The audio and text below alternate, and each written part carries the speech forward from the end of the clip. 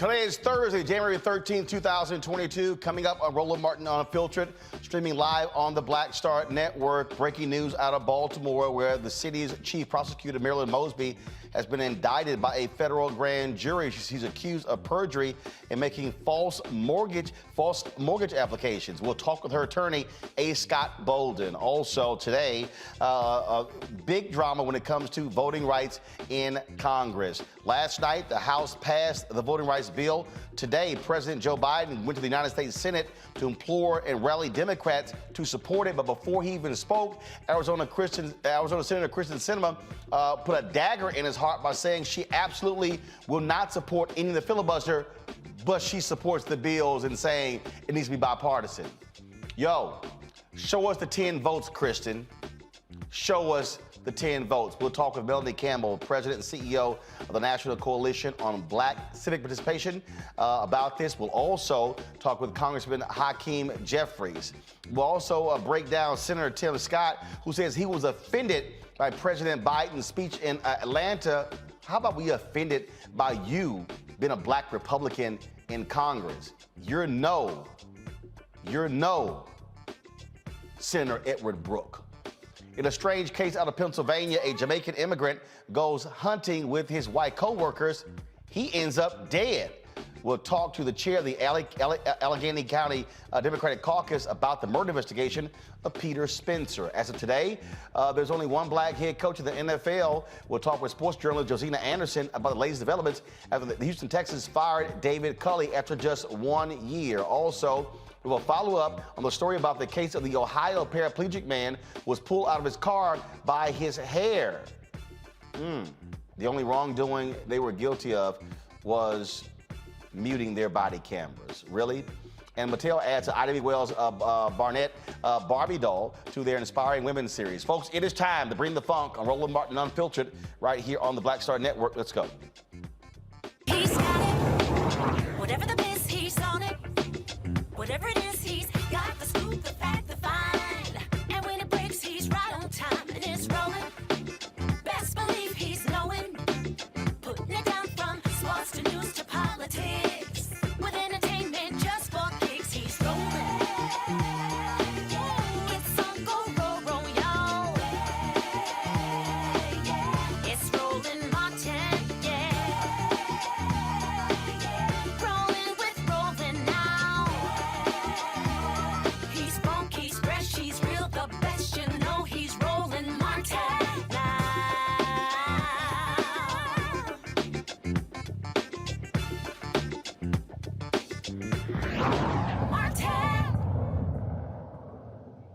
A federal grand jury has indicted Baltimore City State's Attorney Marilyn Mosby on perjury related to a COVID financial hardship withdrawal and a false statement on a loan application. According to the indictment, Mosby requested a one-time withdrawal of $40,000 from her city employee retirement account. The indictment states that Mosby had not experienced adverse financial consequences stemming from the coronavirus. How do they know? She's charged with 2 counts of perjury and 2 counts of making a false statement. Her attorney, A. Scott Bolden, joins us right now. Scott, the feds had been, we've had you on before, and the feds had been looking at all sorts of things, taxes and all kinds of different stuff. So I'm just curious, it's her money. Exactly. It's $40,000 her money, and they are saying she didn't establish a hardship to be able to withdraw her money? Because they allegedly argue that her salary was not affected by that. But let me tell you something about that statute. That statute says if you've been affected financially in any way, and remember, Marilyn Mosby had businesses, if you will. And so those businesses were in the travel space, and they were affected by it, and her accountant urged her to take that money, and she took that money and built or bought at least 1 home, maybe 2 homes, with her 401k money that she had access to. Now, Marilyn Mosby, she didn't apply for a PPP loan. No, so she used her own 401k money. Right, she didn't go for a PPP loan. She requested her own money. Exactly. And then with the perjury statements, you remember last time I was on, I said they would not tell us what the perjury were or the statements were before they indicted. How can you charge me with perjury and not tell your defense counsel these are the statements we're looking at? Well, when you look at the bank statements, and it's been clear, her husband, as well as the bankers in this case, knew that she didn't know about these tax liens that were out there. In fact, she never received a copy of the tax lien, but her bankers even know that she didn't know about the tax lien. They were told after the fact by us, and they had no problem with adjusting the loan whatsoever.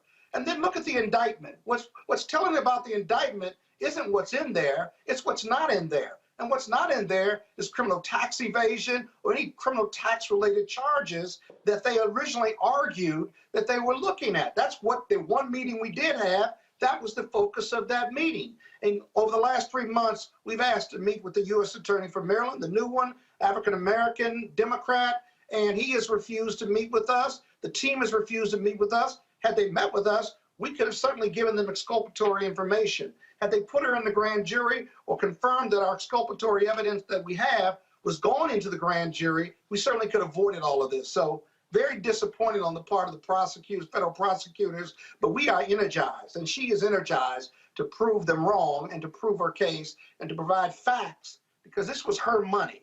This was not public money under any circumstances. This was not PP money. And so the government's going to have a hell of a time, trying to prove this case beyond a reasonable doubt, and we're ready for that fight. And last time you were on, the U.S. attorney who was leading the investigation, correct me if I'm wrong, didn't he give to her opponent in the last election? Not only did he give to both of her opponents, but the DOJ's professional responsibility division said they refused to act and remove those prosecutors. Now, in the interim, they sent an email to me in regard to my protest of them leading the department later, and indicated that it was okay for them to give money to her opponents because they were candidates of color, and therefore there could be no racial animus. That's like saying I got a black friend, so I can't be a racist. But they put that in writing to me. They then tried to pull it back because they forgot to take me off the email chain. They were sending it to the U.S. attorney, and I told them, too late. And then I explained to them about their white privilege and all that it meant and how embarrassing and offensive their statement to a black prosecutor was in that case. That's fact. They put it in writing. So again, they are alleging that the perjury part. Obviously. So they're saying that she lied on a loan application. Yeah. What she did was every loan application says, tell us all your debts, have you paid all your taxes, and so forth and so on. And as far as she knew at the time on both of those loan applications, that she didn't owe the federal government any money. Her husband has sworn out in an affidavit to that effect that he did not tell her. And the bank knows that because she told the bank after the fact that she did not know. Her husband told the bank that she did not know. And so now the bankers knew, and they didn't want to do anything to adjust the loan. The loan was performing. And so it's unclear how the federal government or the federal prosecutors are going to prove this case beyond a reasonable doubt. She's indicted now, and now we fight, and the fight will continue. Scott Bolden, we appreciate it. Thank you so very much for joining us. Thank you. By the way, this is the first interview I've done since that indictment came out, because I want to be first on the Black Star Network. All right. We appreciate that. Thanks a lot. Appreciate it. Thanks a lot. I want to quickly go to my panel before I go to my voting rights story. Lauren Victoria Burke joins us right now, of course, writes for the NNPA and others. Greg Carr, Department of Afro-American Studies at Howard University. Roger Muhammad, radio show host and TV show host. Lauren, I want to start with you. To have prosecutors investigating and going after Marilyn Mosby, and they gave to her opponents in the last election, I'm sorry, that should be an automatic recusal. Right, absolutely. And when I hear things about misleading paperwork, and I think about obviously who Marilyn Mosby is, she is the youngest prosecutor in the country at 41 years old. And we know that she's prosecuted police officers. And obviously she's a historic person, just like Kim Foxx and Stephanie Morales, other black female prosecutors in this country. I want to see some evidence. It sounds extremely subjective. I want to see exactly what evidence they have. You mean to tell me with all of the PPE, all that money that went out for COVID relief, et cetera, and so on, that we saw going back and forth, and, you know, Trump's in-laws disproportionately getting money and all this, you're telling me that this is the only federal indictment that we've heard of in the news of really anybody I can think of that's prominent? No way. I want to see details. I want to see evidence.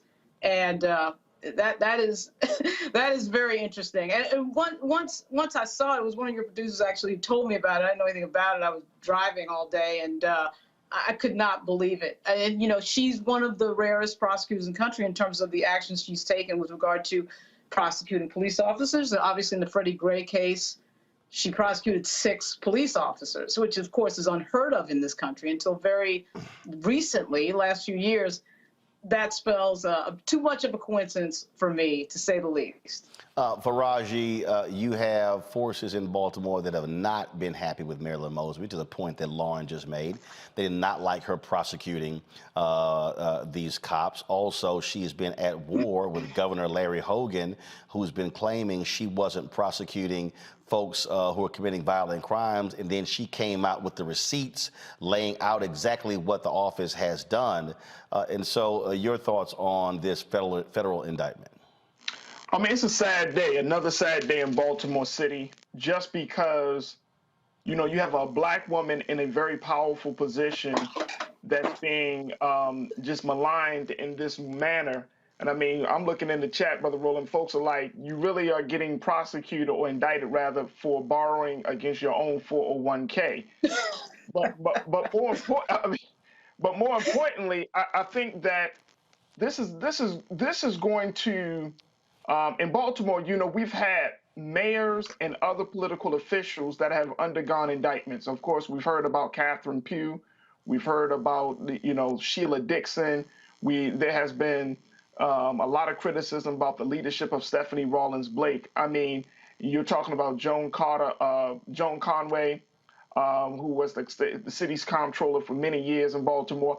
I mean, there has been a lot of conversation about black women in leadership and then black women leading major in major offices. Regardless of how the situation may play out, if she found that she did not do any wrongdoing, the smear is on her already. She has a big election coming up this year for her seat. And so for a smear like this to happen at this particular time, it's going to affect how people see her. All that has undergone between her and the governor. Again, it's going to go back into it, and it's going to put a question. All it has to do, you and I know it, Brother Roland, all it has to do is put a question in the minds of potential voters to say, is this the person that you want holding this position? Now, Marilyn Mosby, according to the reports, she made a full earning of $247,955.58. That was her earnings from January 1 of 2020 to December of 2020. Nearly $250,000. She's one of the highest paid officials in the city of Baltimore. So when you're looking at that, it just puts a question mark. That's all you need to do to disrupt people from following. She has a loyal base in the city of Baltimore, but when you have all of this smear, when you have all of this kind of, you know, folks are figuring out whether they should trust you or not, and all of this, it just puts a whole damper, not just on her role and just her individually and her family, but it puts a damper again back on the spotlight of black women. It puts a damper on leadership in Baltimore. And I mean, we just taken so many hits on this, on things like this, and it's really, really sad and unfortunate. Even if she wins, there's still a loss there that we're going to feel as the citizens and residents of Baltimore. Greg? No, absolutely. I think Lauren and Faraji have laid it out. We're talking about minority rule in the modern world. Minority rule globally, minority rule in this country called United States of America. And we're talking about people, black people in this country who don't make up the numeric majority, too many of whom are confused about how political power is wielded.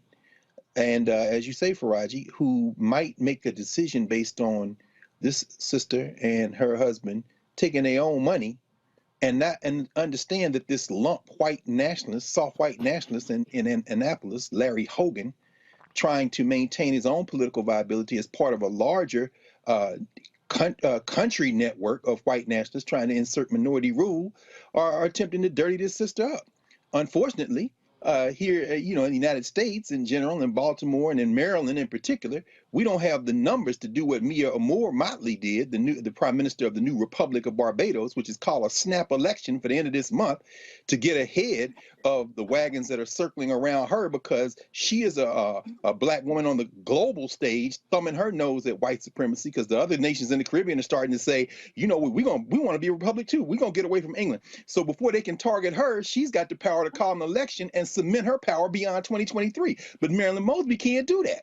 She got a soft half of white nationalist in Annapolis who's got her in his political gun sights because he's trying to extend her power, and everybody knows that black people are hated. There's no news here. This is Marion Barry. There's no news here. This is every black elected official that you have. Derek Musgrove wrote a book about this a couple of years ago. They target them because white minority rule is not just a global enterprise, it's a local one. And unfortunately, imagine that though, imagine that. I'm thinking about Paul Robeson in The Emperor Jones, his famous line, there's little stealing like you does, and big stealing like I does. The sitting governor of Ohio, in a story you're going to talk about in a minute, Mike DeWine, his son on the damn court of Ohio and wouldn't recuse himself. These criminals steal big, and then this sister can't even take her own money? Y'all go to hell. But then she got to pay Scott Bolden. This is a nuisance lawsuit. Well, It's a nuisance. what we're dealing with here, of course, and we talk about power. We see that happen on Capitol Hill when it came to voting. President Joe Biden went to Capitol Hill today to rally Senate Democrats to stand behind his call to get rid of the filibuster for a carve-out on voting rights. This is after last night where the House moved a voting rights bill. Well, prior to him even speaking, Arizona Senator Kyrsten Sinema went to the floor and said, no go, I'm not doing it. We're going to play that in a little bit. I want to first, though, go to the leader of the House Democrats, Congressman Hakeem Jefferies, who joins us right now. Congressman, glad you could get us in today. First and foremost, again, I'm going to play it a little bit later, but has Kyrsten Sinema ever read a history book? The 13th and 14th and 15th Amendments were Reconstruction amendments. The then radical Republicans said, we're not going to sit here and wait on these racist Democrats. We're going to pass these laws. And they passed them. Now you have not a single Republican last night. Now it's been flipped. Not last night, not one Republican voted with House Democrats. Not one Senate Republican has stepped up to support changes when it comes to voting rights. So what in the hell is Sinema and Manchin talking about bipartisanship? Yeah, it's a very good question, Roland. Always good to see you. And the challenge that we have right now is that the Republicans have decided, as a matter of electoral strategy, to engage in voter suppression. They've abandoned the notion of engaging in a contest of ideas, and they've concluded that the only way for them to consistently win elections is to suppress the vote. And that is why we are where we are.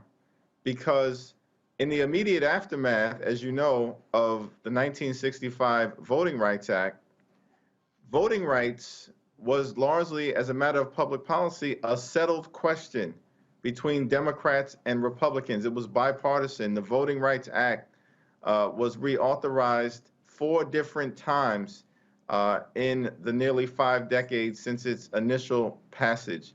And every single time the Voting Rights Act was reauthorized and signed into law, it was done so by a Republican president. 1970, Richard Nixon. 1975, Gerald Ford. 1982, Ronald Reagan, of all people. 2006, George W. Bush. What happened? We might all ask.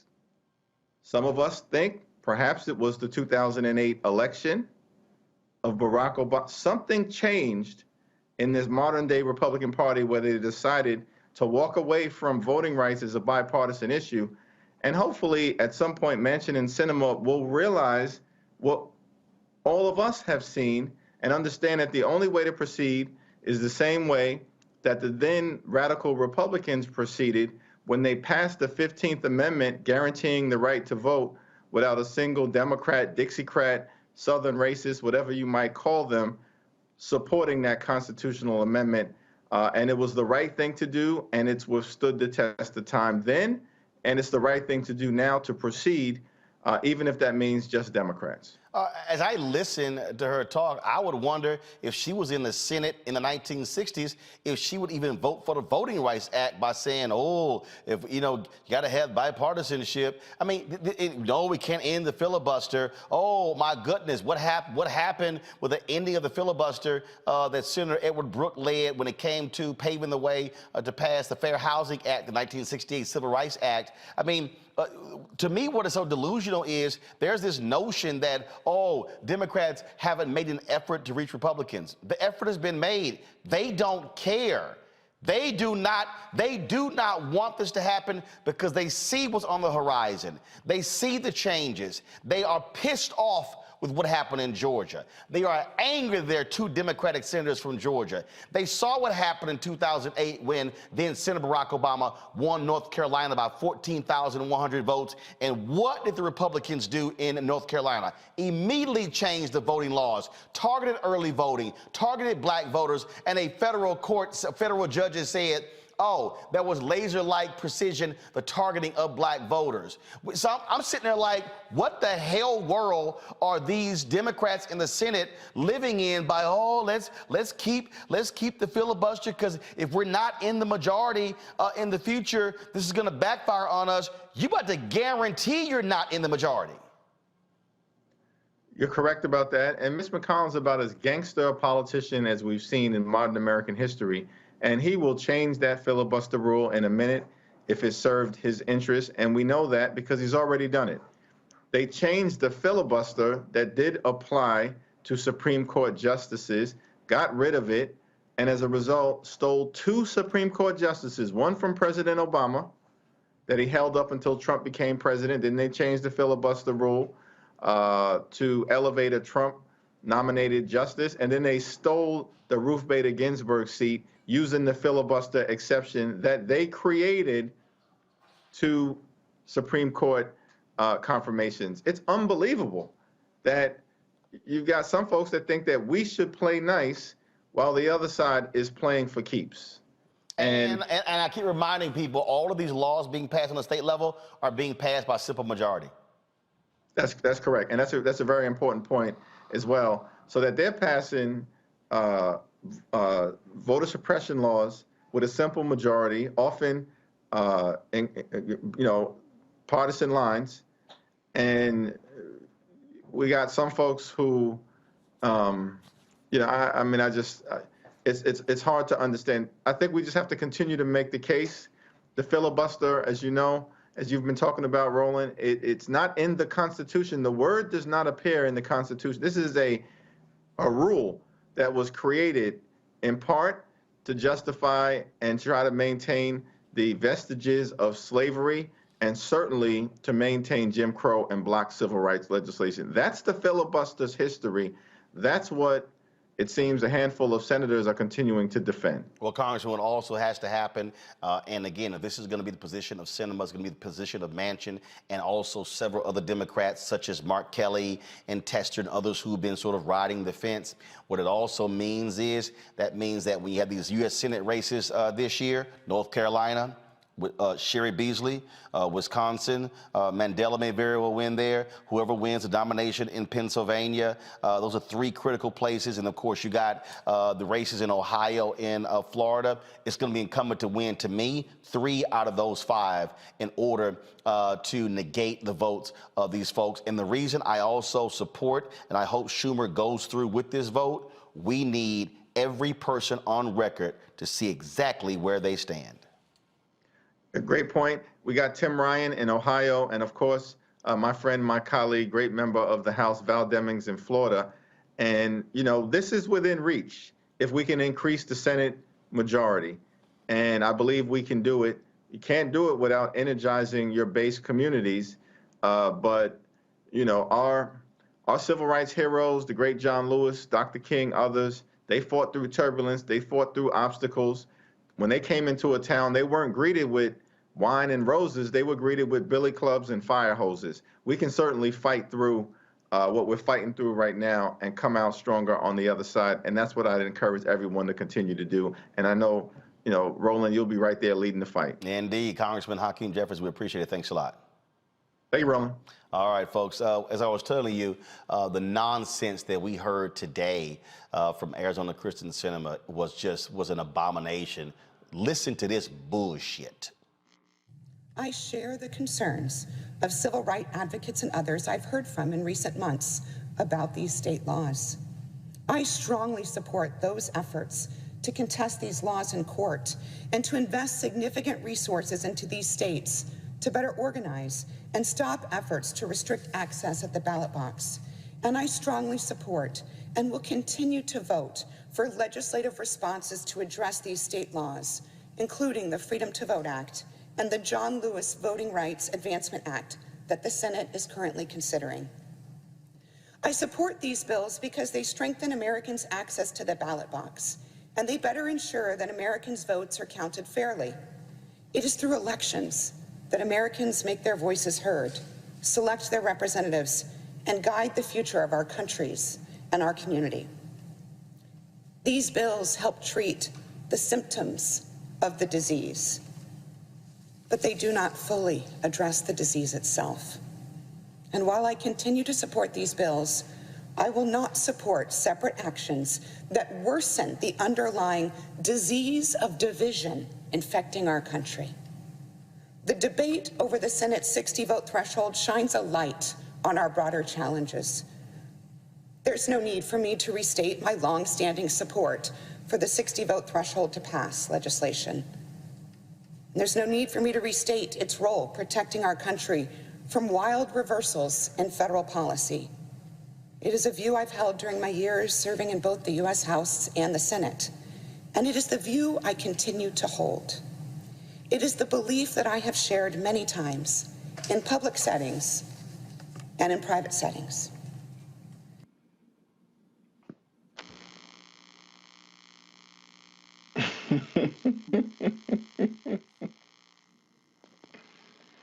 That was just a straight up lie. This disease, Melanie Campbell, here's what is so shameful about that. Oh my God, this disease that we have. They are living in Disney World. They are, oh my God, we've got to be able to get along and work with one another and share, and zero Republicans in the House. Not 10, not 5, not 1, 0. We've had multiple votes in the Senate. 0 Republicans.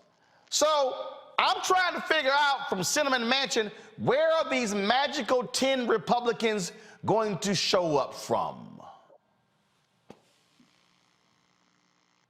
Melanie? Whew, I'm going to try my best to keep my composure because I've been having to fend off my cussing gene. That was that was the most despicable speech I've heard in a long time, and I'm really trying to hold my composure because of what's at stake, Roland. My thing is, if you don't support the party agenda, the party that you are a part of's agenda, why are you a Democrat? That's the question I have. And what she did today shows us that we have a lot of work to do. And did it before Biden met with Democrats. It was downright damn disrespectful. So I'm quite sure he's not happy. But I can tell you, if we have 48 people who believe in the agenda of this administration. Hold up, Melanie. Hold up, Melanie. Do we have 40? Hold up. Do we have 48? I said, well, I think we're closer to 48 than we were a month ago, because you've seen Tester and some of them come out and say that they were ready for that. I think right now, I don't have all of that in front of me, but I believe there's more that are. There were many who were hiding behind Manchin and Sinema. That's a fact. But people were moving in the right direction. But what she did was undercut all of her colleagues and say, I alone know best for everybody else.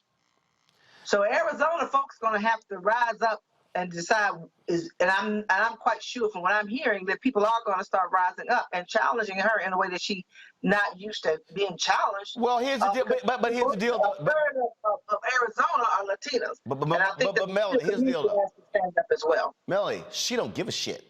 She hasn't had a single, she hasn't had a single town hall in 3 years. She has refused to meet with activists. She will happily go raise her money from Republican donors. She's, I'm telling you right now, she ain't running for re-election in 2024. She's looking to pocket all the money that she can. And to sit there and that half-ass teir and then this whole, John Lewis and I support. There was a smugness that really bothered me. Her demeanor came across in a way that just reminds me of white privilege at the cost of not just voting rights, but at the cost of the democracy itself that she claims to be concerned about. So there is a challenge, but we have to keep fighting. And it may not happen this week, but it has to happen. And I'm sure we have to just keep fighting, Roland. I think also that people, and let's say you're right, that she doesn't care, she doesn't plan to run again. Well, then maybe they need to decide whether they want to keep her in there for 3 more years. I mean, I think you can you do a recall vote on somebody last I checked. Matter of fact, I don't know if Arizona has a recall. I'm a check, but I was supported 1,000% because this woman is shameful and despicable. Melanie, we appreciate it. We're gonna keep the fight up. And again, I want that vote to happen on Monday because I want to know where everybody stands. Yeah, I totally agree, Roland. All right, we appreciate it. Thanks a lot. I mentioned the 15th Amendment, folks, and of course, Congressman Jim Clyburn, a strong believer in the history, historian himself. This is what he said.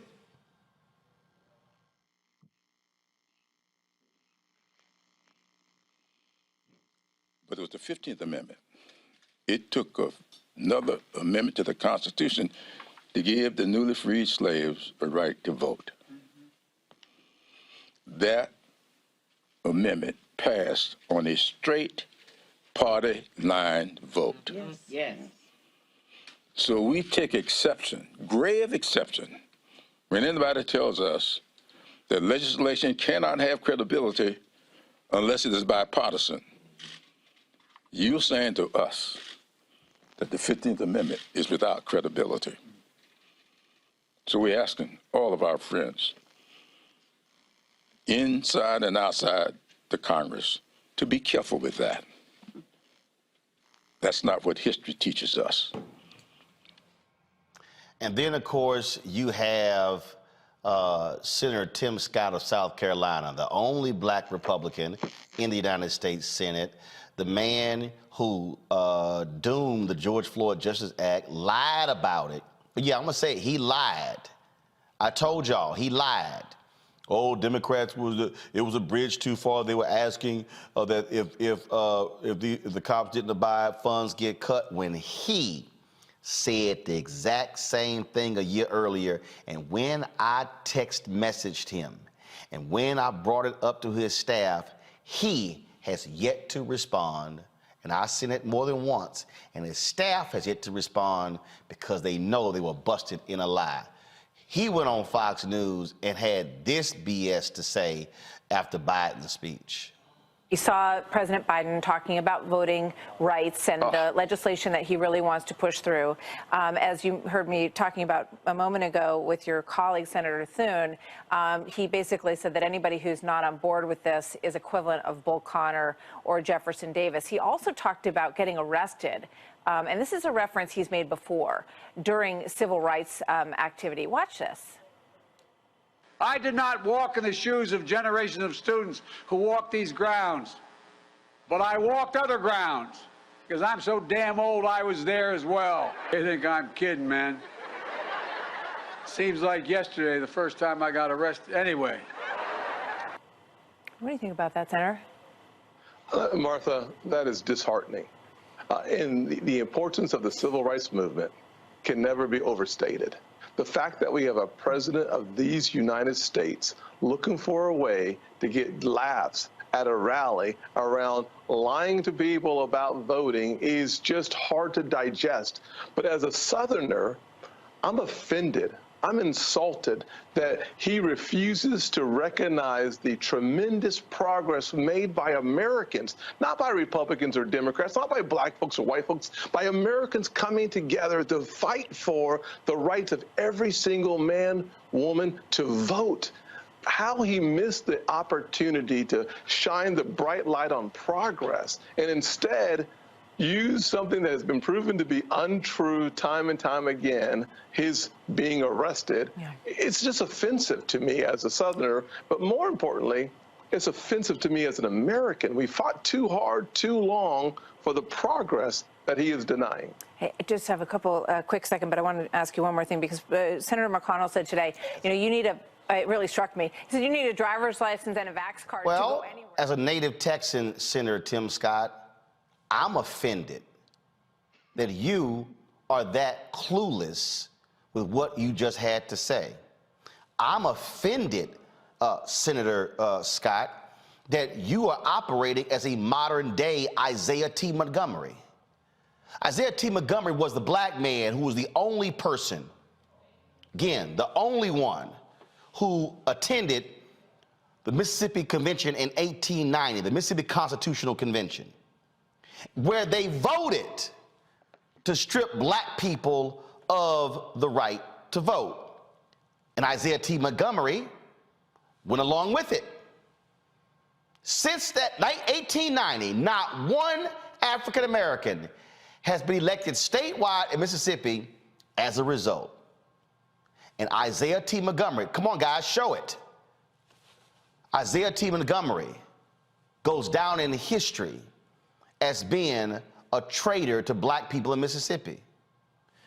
The problem that I have here, Senator Tim Scott, is you do not want to accept reality of what is going on. A moment ago, a Wisconsin judge ruled that drop boxes can't be used in Wisconsin for elections. Ohio Supreme Court, we'll talk about a little bit later, overturns the political gerrymandering districts.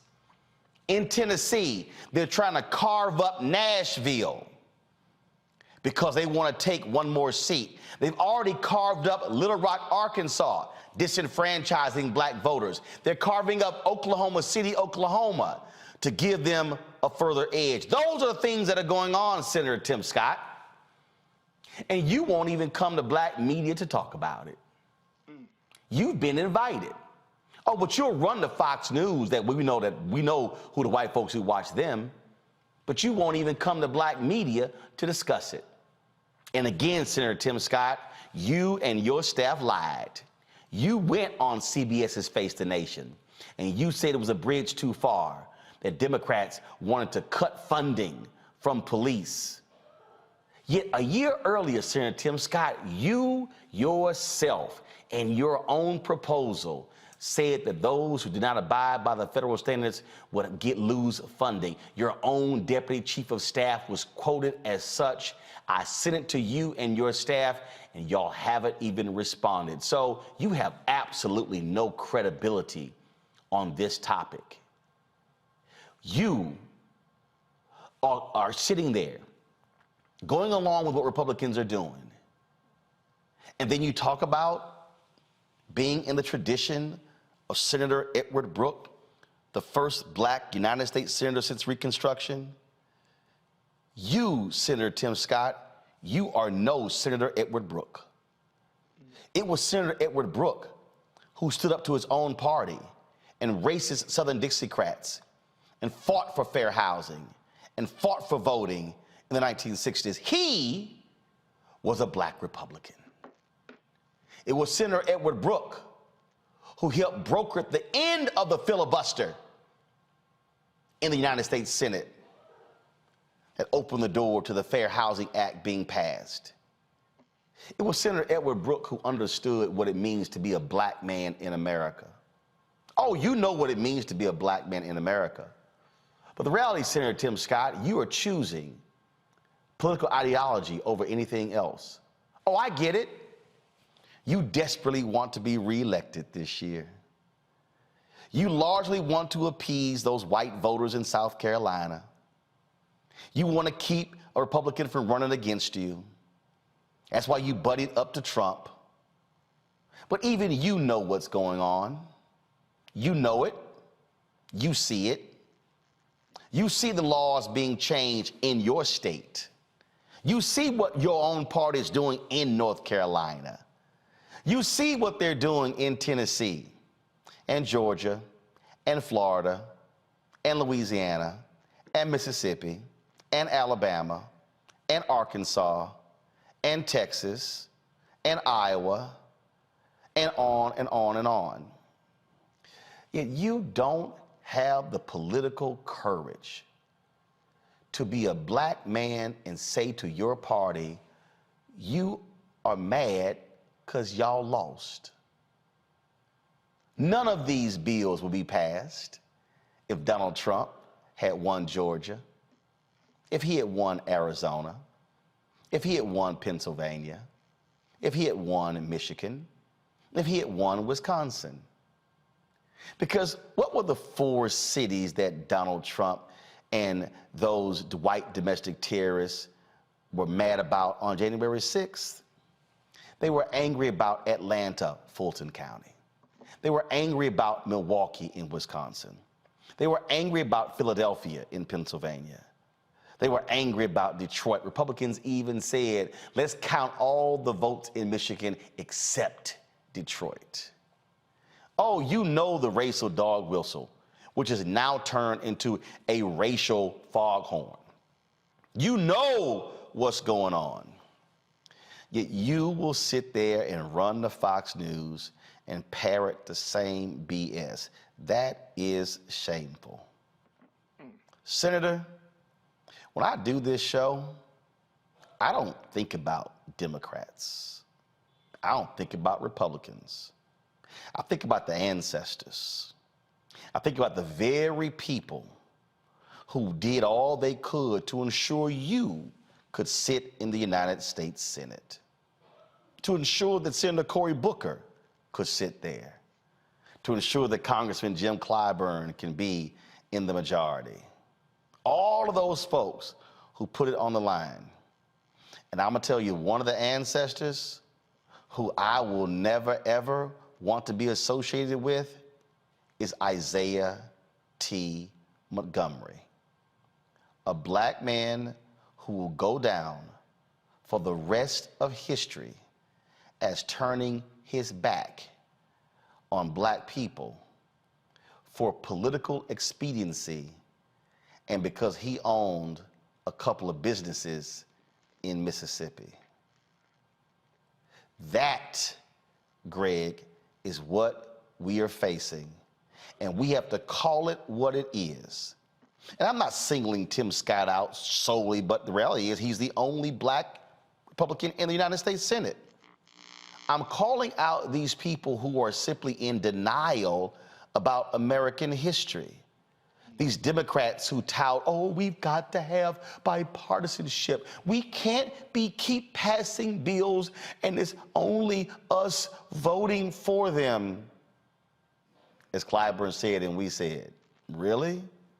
Well, then how in the hell did we get the 13th and the 14th and the 15th Amendments? Well, Roland, we got those amendments because of a civil war. I mean, with all due respect to Congressman Clyburn, right? It was on a partisan vote, but this was during Reconstruction when the South was divided into 5 military districts and they couldn't come back into the damn Union. One of the conditions was to vote. So it's a little misleading to make it look like everybody voted, because if everybody had voted, we wouldn't have had the 13th, 14th, and 15th Amendments. In fact, this was a military fight. And that's where, you know, I love what you said about Isaiah Montgomery. Of course, Tim Scott. And isn't it funny how vocal cords constrict when cowardice is afoot? As a Southerner, I was offended by, I mean, you know, come on, brother. That ain't Gullah Geechee. That's just your inarticulate ass with a screech in your voice because you're a mascot. You're a flunky. I mean, and a retainer. You're a footman. You're a valet, brother. You're an attendant is what you is. You're a doorman. You're a houseboy. Tim, mission accomplished, Scott. But he's worse than Isaiah Montgomery. Isaiah Montgomery was born on a plantation, Davis Bend, Mississippi. In fact, it was owned by Ben Davis, the older brother of Jefferson Davis, the president of the Confederacy. Isaiah Montgomery's father, Joseph Davis was his name. His father's name was Ben. Ben Davis ran the plantation at a profit and put money in the freedmen's account of the Freedmen's Bureau by turning a cotton profit during the Civil War. But the problem was his son Isaiah, born on that plantation, was Jefferson Davis's brother Joseph's houseboy. He let him learn how to read and write. And so he kept him around. And when Davis fled the South and the Union Army basically gave the place over to Montgomery's father, they ran the plantation and they had a deal with Jefferson Davis's father to buy the plantation. But this is what happened: white betrayal. And in the end of the day, when Jefferson Davis's brother's family took the plantation back, and Montgomery had to leave, his son Isaiah and others founded a little town called Mound Bayou. Mound Bayou is a very powerful place. When he came to that legislative conference in Reconstruction to talk about rewriting that Mississippi Constitution, at least Isaiah Montgomery had felt the lash. Tim Scott has no excuse, because he's a footman, a valet. He's a houseboy. And so you never felt the lash. So you didn't make a decision out of quiet desperation. You made, as you said, Roland, a decision based on your political viability or what you perceive it to be, which leads us to the other Trimble voice clip that you played. Kyrsten Sinema. Let's talk about that Toonie Loon from Arizona. Arizona, where they have figured a way through gerrymander and redistricting and redrawing the lines to move from a 5-4 Democratic advantage in the House of Representatives to a 6-3 Republican advantage. Kyrsten Sinema, who had 59 billionaires. Forbes made a report in December. 59 billionaires contributed to her campaigns over the years. Only one of them lives in Arizona. A third are in New York, a third in California, and a third of the billionaires are in the financial sector and industry. As you said, she's pocketing profit. She too. You're a house girl. You're a valet. You're a foot woman. Meaning what? The Senate has been bought. But this is where it gets interesting. When they cement white minority rule, they think that the rest of us are just going to stand by and say, well, they stole it fair and square. I guess I'll keep saluting and serving in the military and take my L. Don't you know it's the end of your punk ass country? Don't you know that the United States Supreme Court making these decisions undermines the question of judicial legitimacy? Don't you know that stolen elections are what lead to people fighting in the streets? You don't seem to remember the United States Civil War. The road to the Civil War was paved with disfranchisement, beginning with the fact that we were never allowed to participate. Now, Clyburn is right. If you're going to pass any legislation now, you know what's going to have to happen? We're going to have to knuck if you buck. It ain't but two sides. And stop trying to appeal these people. Stop trying to talk to them. There is no we. There is no we're better than this. There is no bipartisanship. They're human beings and enemies of our common humanity. And Sinema and Scott have been bought, and that ain't even black and white. Let them go off hand in hand together in a lovely integration. Let it go. It's green. It's green. Lauren, what we're dealing with here is, again, we're dealing with a Republican Party that does not give a damn. They are completely in lockstep with Donald Trump. You got Lindsey Graham saying he's not going to vote for Mitch McConnell to be the speaker if he does not have a working relationship with Donald Trump. They do not care. And so you got these silly Democrats somehow thinking that this is still the United States of 1980 or 84, where it's George Mitchell and others where they all getting along. No, that's gone. Yeah, I actually don't think that the problem is the Republicans increasingly. I think the problem is what Martin Luther King said in a letter from a Birmingham jail, which is the white moderate Democrat. I don't know whether you saw it, but Dick Durbin actually criticized the president for being critical of Republicans. I think he went a little too far. Yeah, he went a little too far in comparing people who were against voting rights to segregationists and Bull Connor. Why was that a little too far, and why was Dick Durbin criticizing the president on that? So that whole thing of, we look at these Democratic moderates, or so-called moderates, Biden was actually one of them not long ago. He tried to, he was running on this idea of comedy between himself and the Republicans, and we had to get together on the filibuster. I mean, this whole thing about being against the filibuster for Joe Biden is a new thing that happened the other day.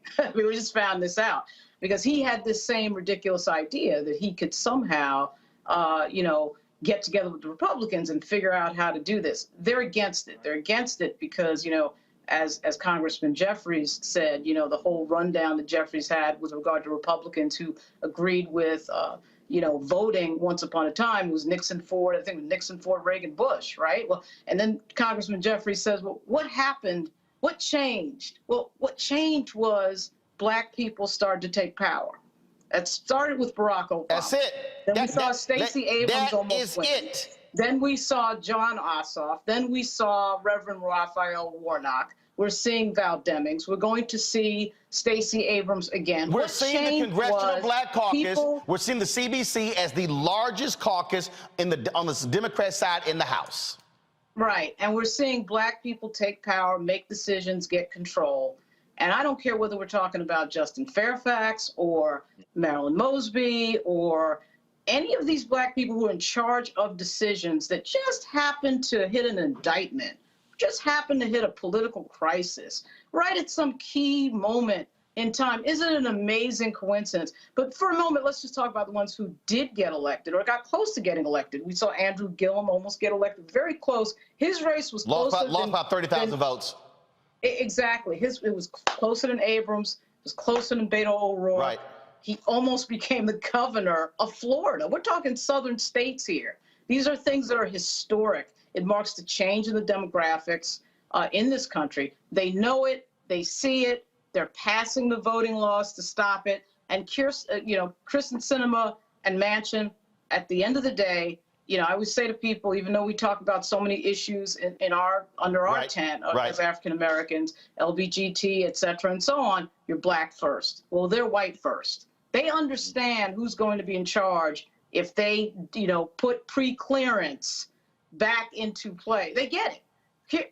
Whatever Kyrsten Sinema is saying, it just makes no sense to me. She's getting pressure from her white constituents not to let this happen. That's what it is. Faraji, real quick, before I go to a break, this is what King wrote in 1963, April 16. First, I must confess that over the last few years, I have been gravely disappointed with the white moderate.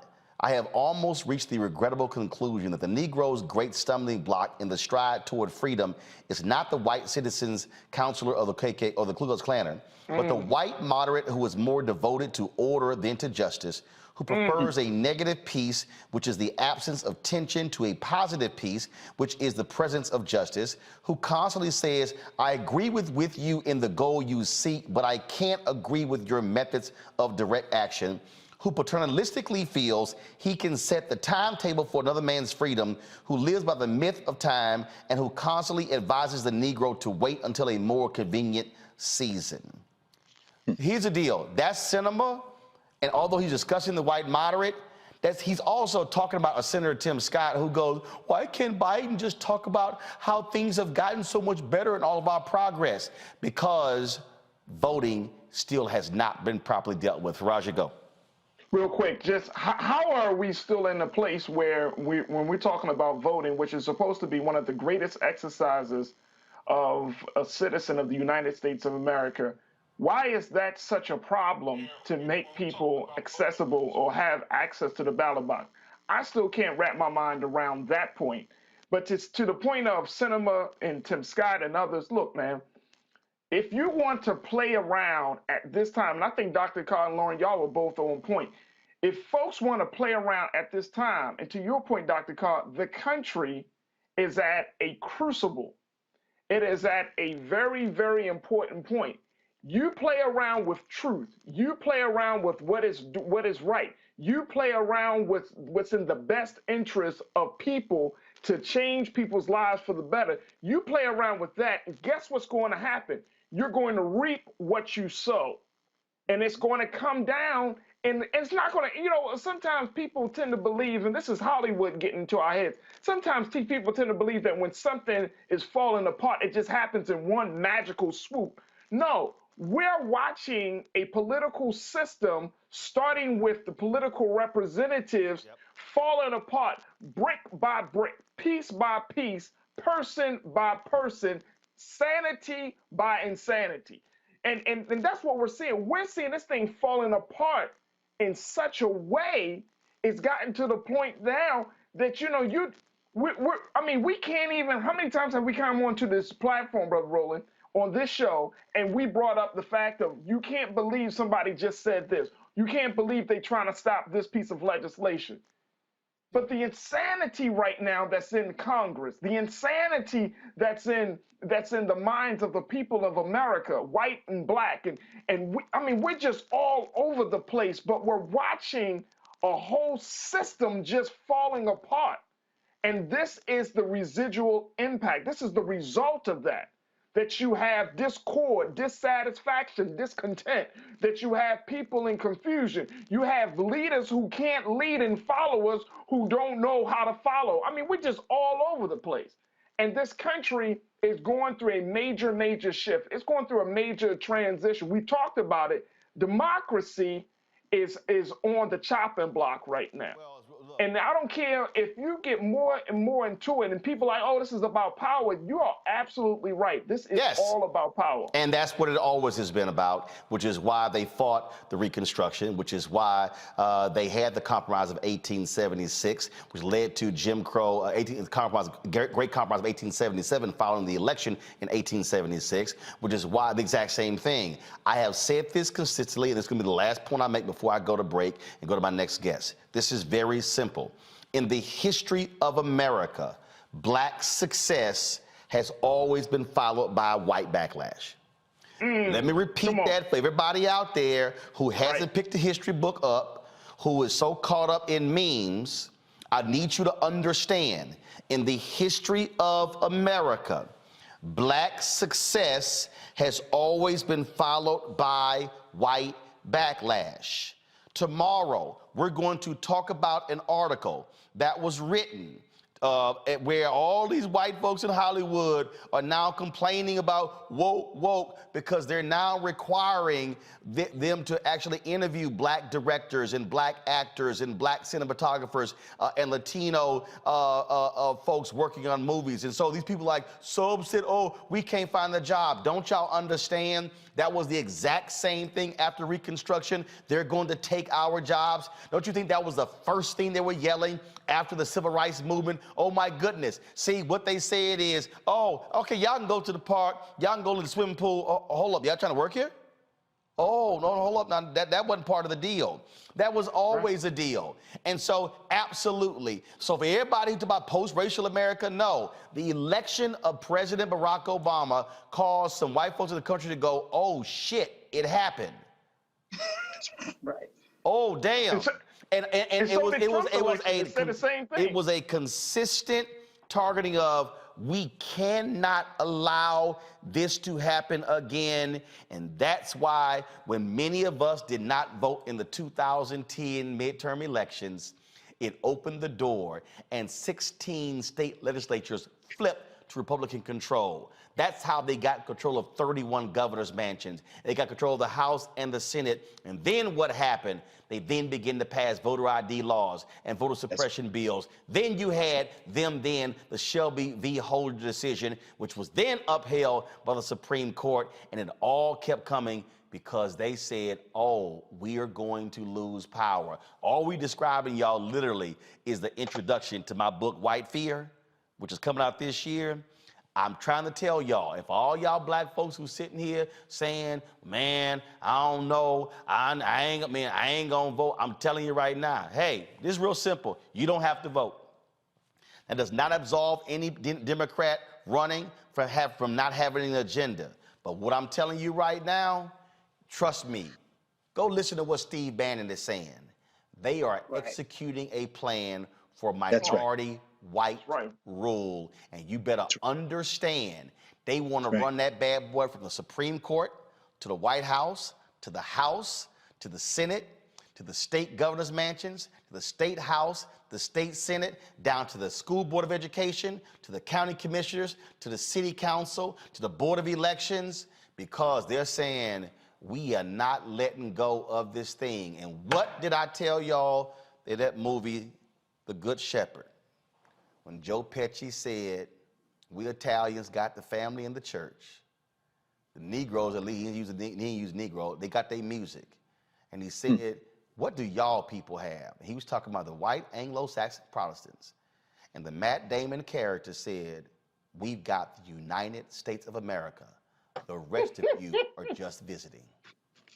You're watching Roland Martin Unfiltered on the Black Star Network.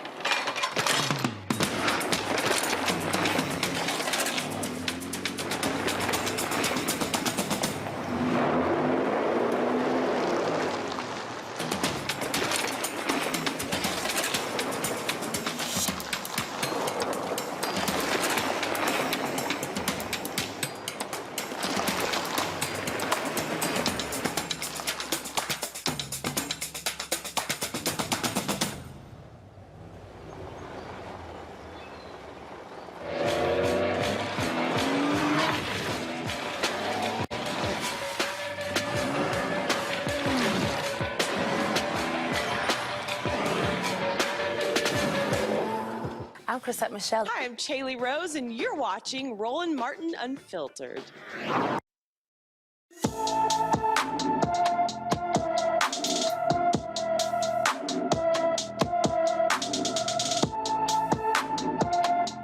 Taylor Young was last known to be driving his 2019 silver Honda Civic in Houston on December 9, 2021.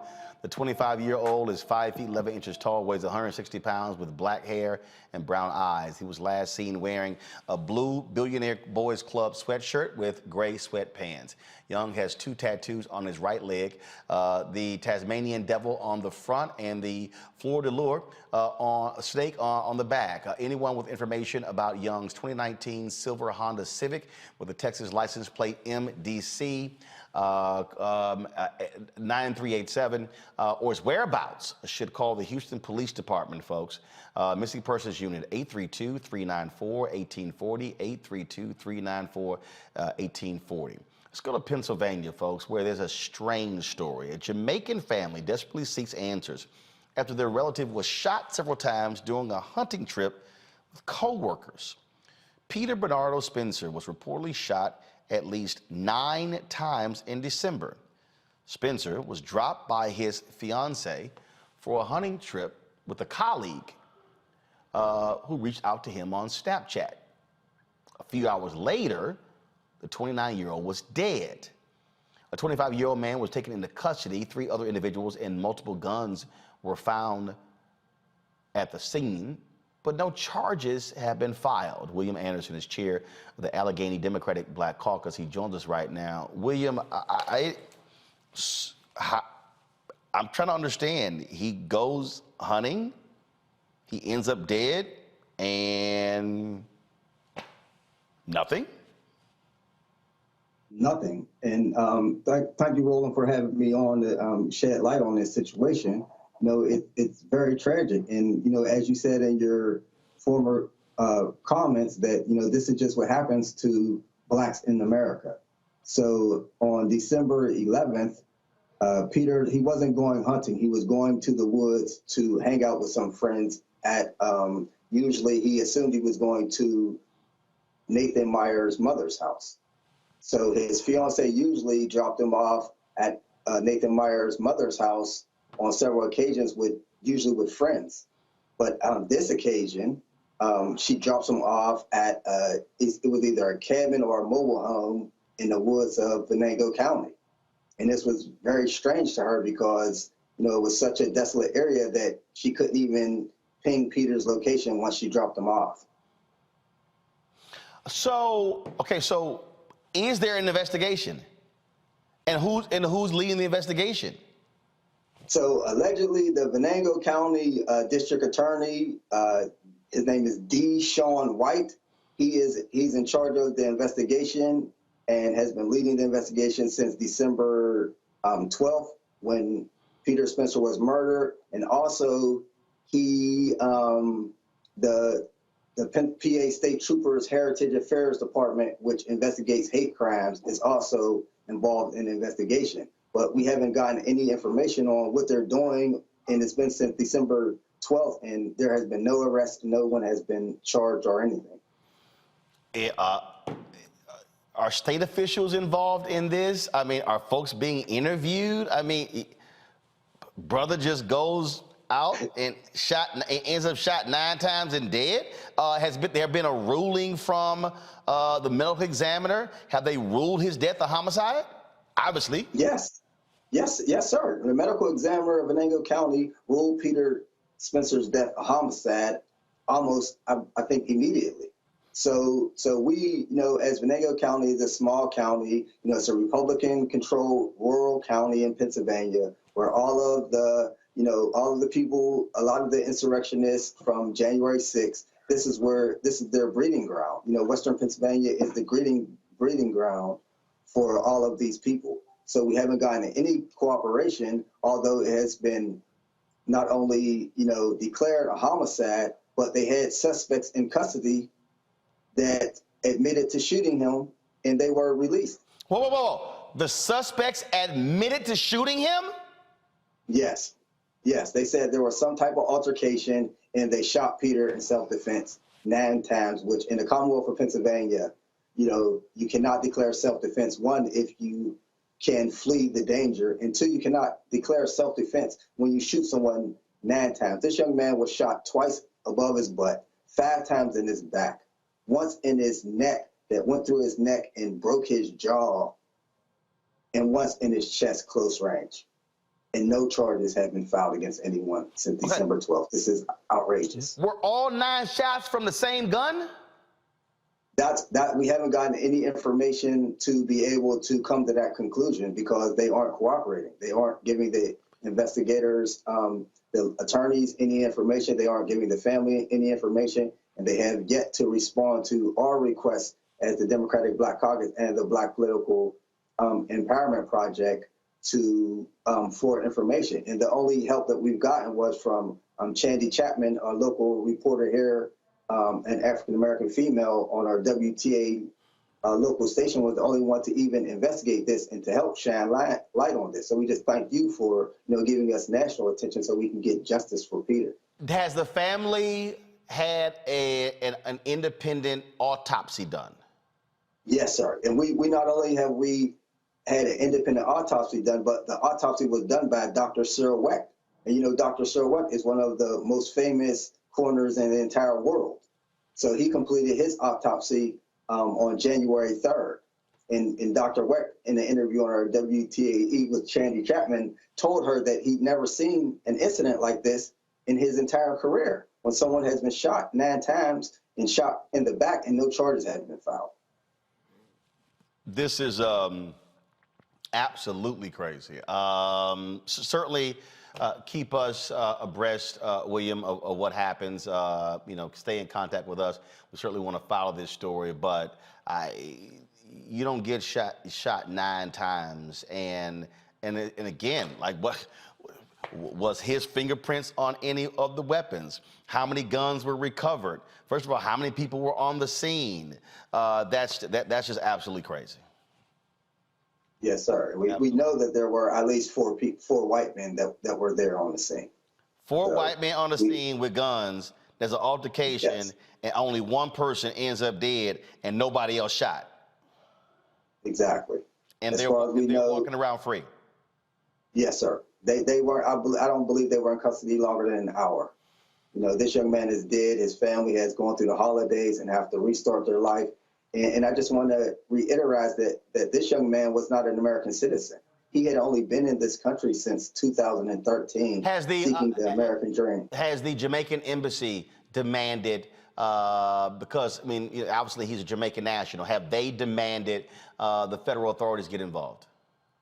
Yes. So we had a Zoom meeting with 20 members of the Jamaican government yesterday from all over the country, and they are outraged in this. And the Prime Minister will be making a public statement demanding that America be held accountable for this, because America owes Jamaica a life.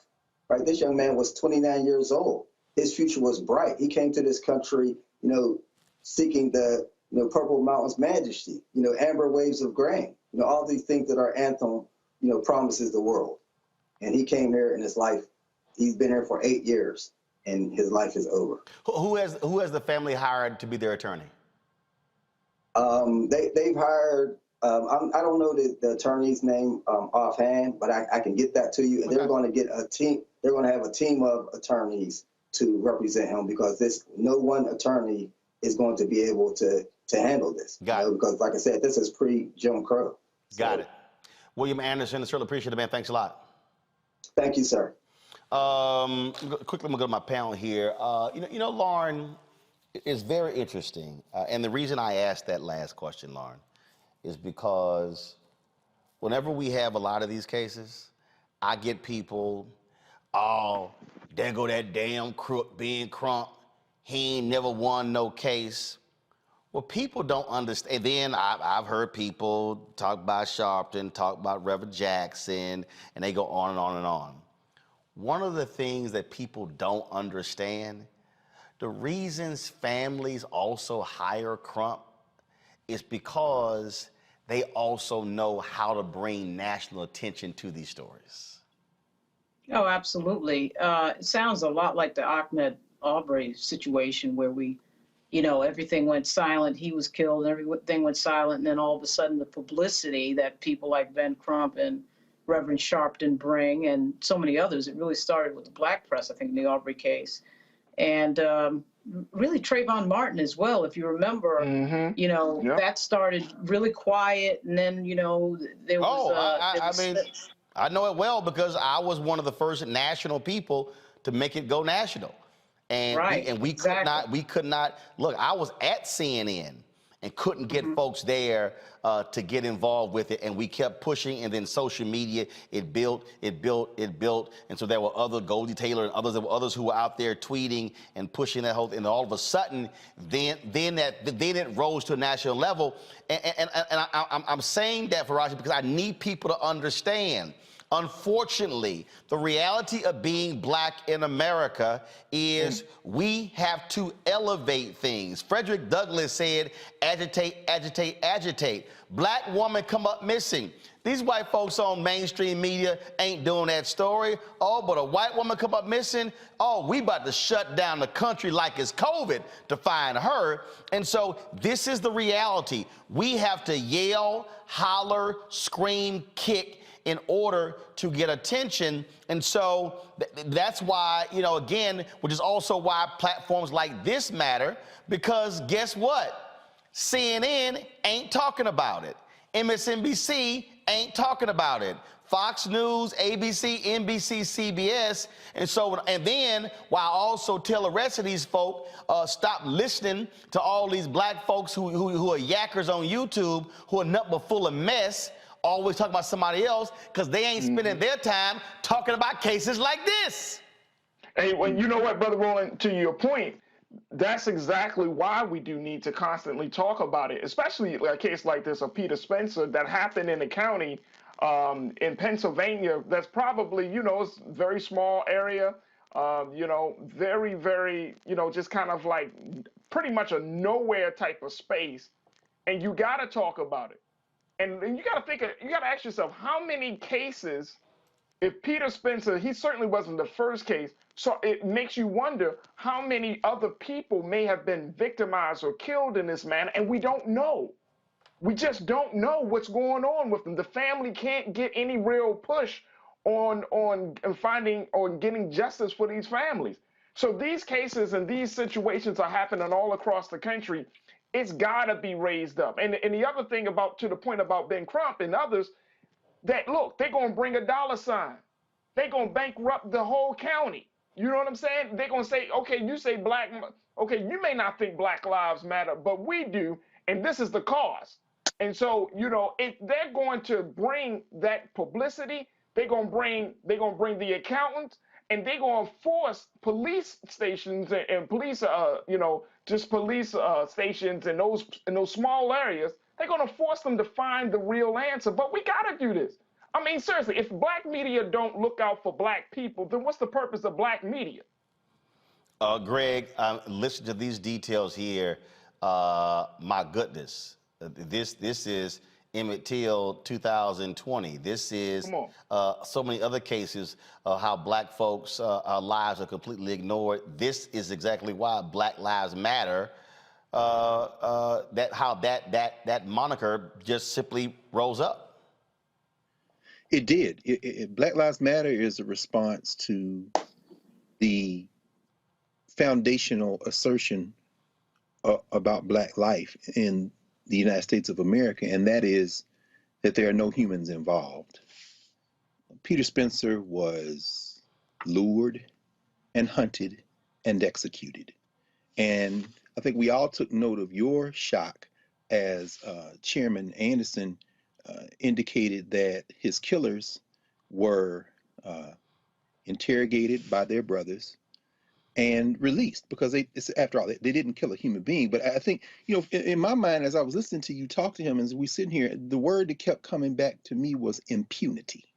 Come on. They take our lives with impunity because they know that there's no price. But then the second to the penultimate question you asked, the second to last question you asked. Now, let's set aside our brother Ben Crump and the domestic United States lawyers who will go and, like Representative Anderson, make the mistake, in my judgment, of wrapping any arguments about what should and shouldn't happen in the notion of America. We heard Chairman Anderson say he came here for the purple, you know, for the mountain's majesty. And as you said it this week, and, you know, James Carvin let us say, you know, I lived in Philly for 17 years.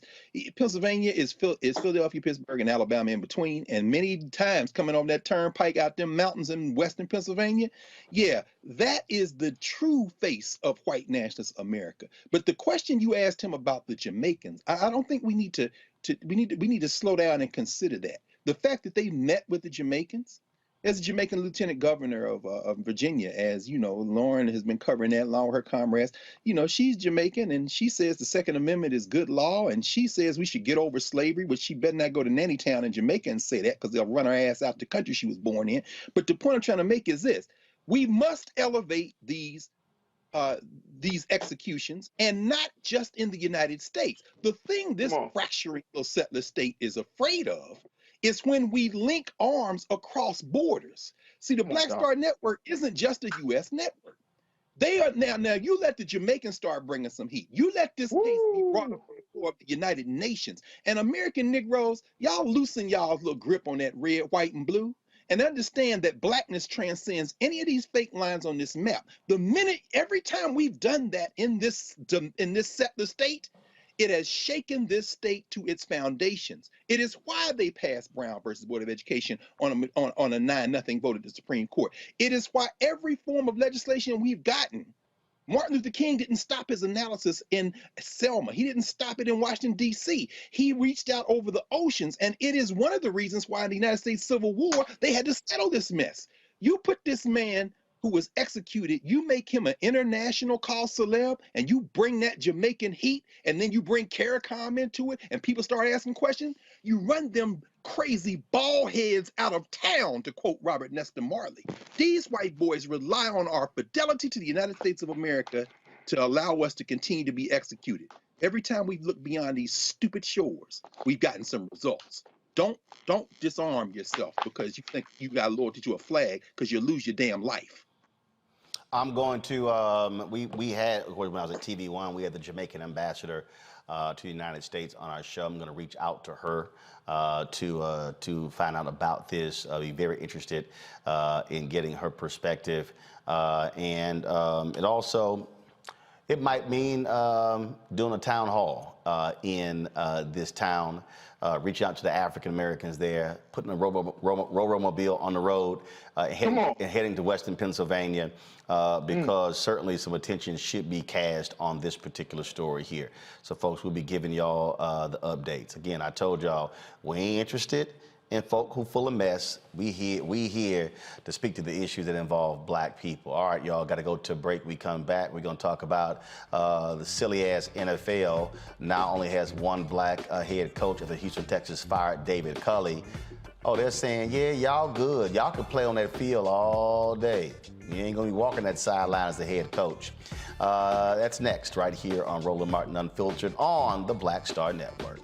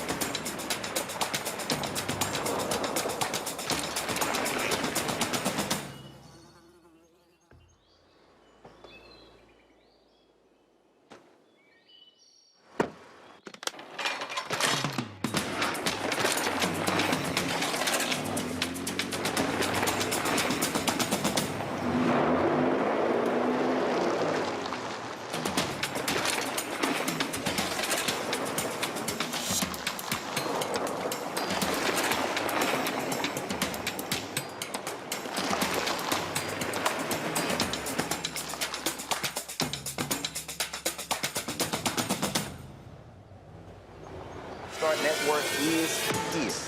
Hold no punches. I'm real revolutionary right now. Support this man, Black Media. He makes sure that our stories are told.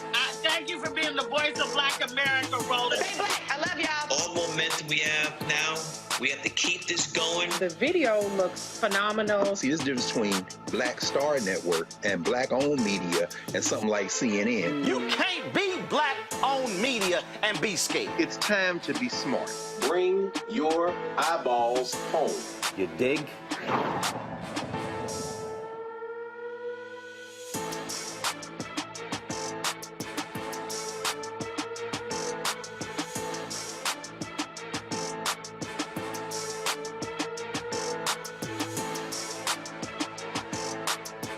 Hi, I'm BB Winans. Hey, I'm Donnie Simpson. What's up? I'm Lance Gross, and you're watching Roland Martin Unfiltered.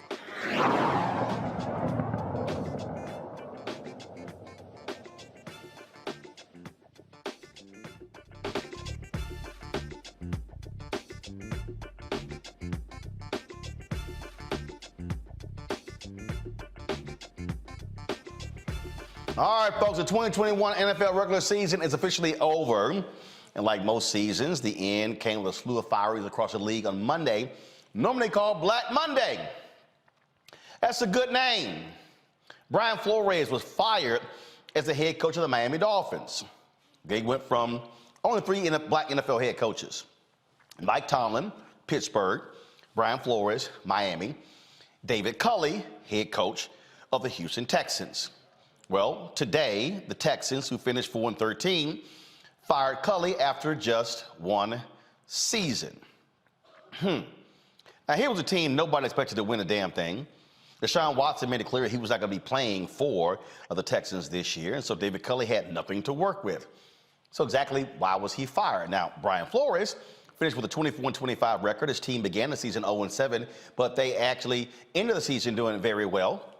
And of course, as far as the opening his career, 10-6 there. Now, again, Mike Tomlin has been very consistent, of course, coaching there in Pittsburgh. But what is it about the NFL when it comes to black coaches? Well, Josina Anderson joins us right now. She's an NFL insider. She's been covering this for quite some time. And Josina, a lot of people were talking about this on Monday when Flores got fired. Now Culley gets fired. Now I'm hearing out of Houston that, they may hire Brian Flores. But the bottom line is, talk about the short leash that black coaches have where they don't get the shots. What was it? Wilkes in Arizona had 1 season and he gets fired? Well, yeah, I mean, obviously, the first thing that you start with is that over the league has 70% Black players, over that percentage rather, in the National Football League. And definitely you would like to be having more representation of Black coaches in the National Football League. Right now, the NFL is down to just one Black coach, and Mike Tomlin. And also, you do have an additional coach, a person of color, and Ron Rivera for the Washington football team. We did lose two coaches, as you mentioned, and David Culley and also Brian Flores in succession, the past few days. Definitely not the representation that the league is looking, nor the Fritz Pollard Alliance, who monitors minority hiring in the National Football League. When it comes to what you were saying as far as the short leashes that the coaches had, certainly when you are looking at different options, that different coaches have right now in comparison, it definitely can look that way for sure. I saw a great story the other day, Josine, about how many coaches in the NFL have family ties. How basically, hell, if you ain't related to somebody, you're not gonna get a shot. Well, there is a lot of nepotism in the National Football League. That is very true. A lot of pedigree that gets passed on and affords different coaches opportunities. That goes without saying. The question is how authentic are the interviews? How authentic are the opportunities? And, what type of longevity do these coaches have to stay and really fight through any likely adversity that they would have, which is why the vacancy is there in the first place, to withstand that and really show what they have. I think that the Houston Texans opportunity was widely regarded as a transition, particularly in trying to get over a lot of the drama that was there with Deshaun Watson. And by all accounts, in comparison to last season, a lot of that has been quelled. And on top of just what happened to Davis Mills, to David Culley, rather, is the job that Pep Hamilton did with Davis Mills, the quarterback coach as well. And we definitely don't want that to be overlooked, as he is kind of, standing by to watch what his situation is, Houston, and also around the league. But yes, you can definitely illuminate the short leash that is not just perceived to be there, but is there with the Black coaches, let alone the economic piece of what their contracts are worth also in comparison. And even though a lot of people tonight are talking about the quote unquote parting gift that David Culley got, upwards of $17 million for the final year remaining, there's still something to be said about respect in entry of the position, respect while you're in the position, and how you come out of the position, and how you just want to be regarded around the league and widespread around the NFL. There aren't many people who are talking about this as a legitimate shot. And look, I mean, I've seen people, and look, I'm born and raised in Houston. I've seen people go, oh, he was terrible. He was awful. He made bad decisions. Bill O'Brien's ass was there 7 years and made a litany of clock management decisions and other bad decisions. First of all, he should have got his ass fired when you trade DeAndre Hopkins for some scrub ass running back I can't even remember. Okay, so so it's like, oh, and so Culley wasn't on anybody's list. Who says he's not a better head coach in the second year? But for him to get 1 year on a sorry team and get fired by the same three people, Cal McNair, Nick Caserio, Jack Easterby, who hired him, which one of them should get fired? Well, here's the thing. I mean, obviously, just like with any job, right? Every club or any job, really, they have the right to make their staffing decisions. What I particularly have a problem with is the listing of reasons as to why he was fired on the heels of his exit tonight, which really none of them, and as you mentioned, some of the things that you're hearing people say there in Houston, none of them supersede the situation that he was in and brought into, which was that being a transition situation. So that really is not the point, nor do we want to hear those similar, narratives. And for some people out on Twitter, tropes that we typically hear sometimes in this situation, and none of that is to be negated, even if they do replace David Culley with another person of color to fill that role. Typically, whether it be in the National Football League, the journalism industry, whatever industry, a lot of times we do see that pivot to, somewhat discard some of the pre-existing things that are credible beforehand. And I'm not even saying so much that it's a certified racial situation so much in terms of, other, by comparison of other opportunities that we've seen in the National Football League, because there's a debate out there as to whether David Culley should have even taken the job. And I also want to say that there are people in the Houston Texans organization that I do respect. But with regards to the handling of the authenticity of this opportunity, I do think that there is a viable discussion there, and whether it should have been elongated to be more honorable in that sense. Well, I'll say this here as the final point. You can respond to this here, that the decision that they made, how he was treated, only giving him 1 year.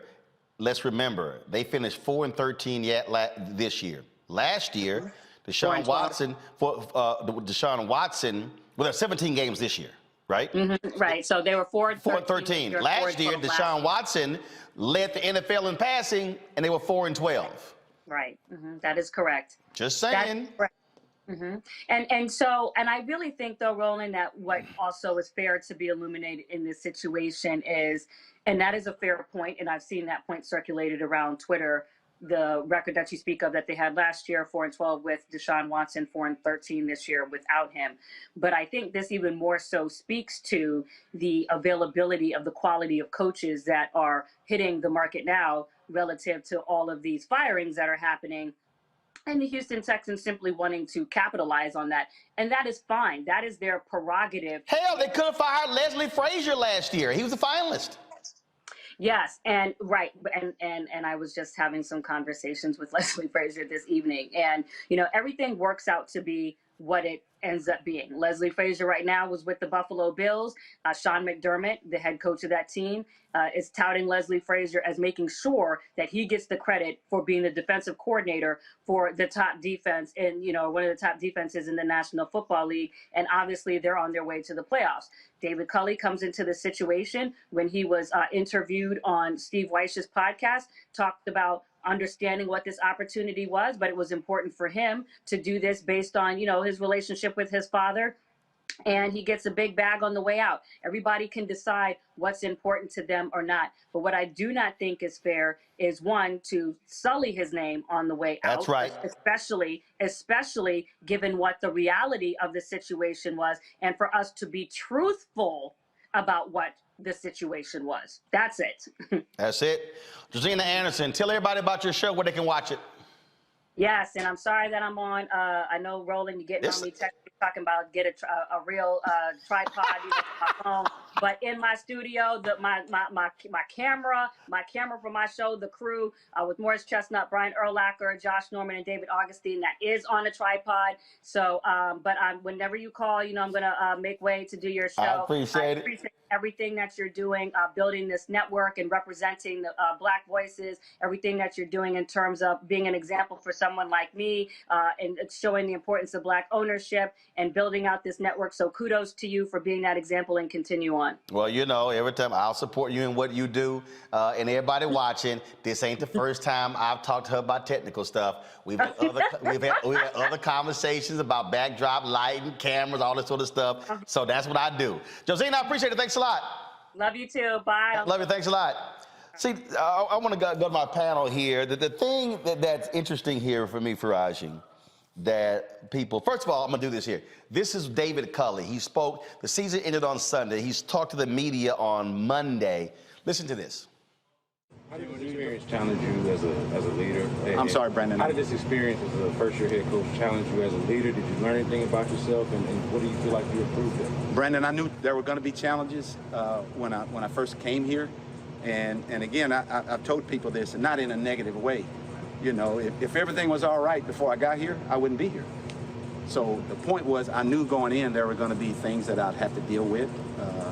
And that we dealt with, and I felt like, again, because of my experience that I've been with some very good head coaches, have gone through some things that were similar to this when we were building the program, and those things helped me along the way. But there wasn't anything that I think that happened during the course of the year that I haven't seen happen before, or something similar that I kind of had an idea of how I wanted to deal with that, or how I should deal with that. So for Raji, here's what I find to be interesting. I've been looking at all these comments, even from Houston Texans fans, and I've been seeing, oh man, he made all these mistakes. You know, he was a wide receivers coach. He had never been a head coach. He had never been an offensive coordinator. He wasn't on anybody's list to be a head coach. Last year, the Detroit Lions hired a tight end coach named Dan Campbell, who had never called offensive plays, who had never called defensive plays, and hired him to be their head coach because of his leadership. Same thing the Texans said. The Lions finished 3-13 this year. 3-13-1. Dan Campbell didn't get fired. Faraji? You're on mute. Yep, got you. So, for example, my favorite team, the Baltimore Ravens, they hired John Harbaugh, who was a special teams coach. Right. And he's been coaching for, I think, about almost 10 years, a little bit less. I have to check the numbers on it, but he's been coaching. I'm really surprised that they let this coach go after 1 year. I mean, it's the Texans. They're gonna need some work. They're gonna need some real work, and you can't expect the real work to be done. Everybody know in the NFL that teams really kind of turn the corner by, you know, after a losing season, maybe a year, or maybe 2 years or 3 years after that losing season, right? Because you got to get the players. But to see them treat black coaches like this, and let me tell you, even though Mike Tomlin is a black coach, I'm not a Pittsburgh Steelers fan. I think that his time has run. I think he's at the end of his course being the head coach of Pittsburgh. No, you're not. But, no, you're not. No, you're not. Huh? No, he's not. Because here's the deal: first of all, the Pittsburgh Steelers, they believe in continuity.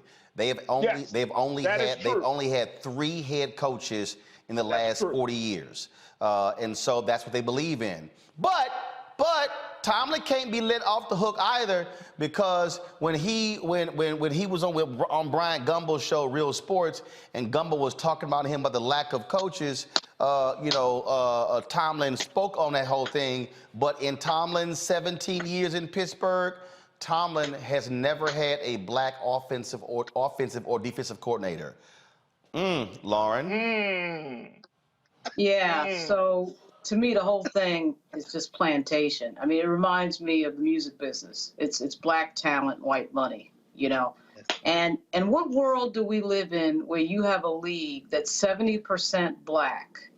70% of the players are black, and you have one black guy standing on the sideline that can call himself the head coach.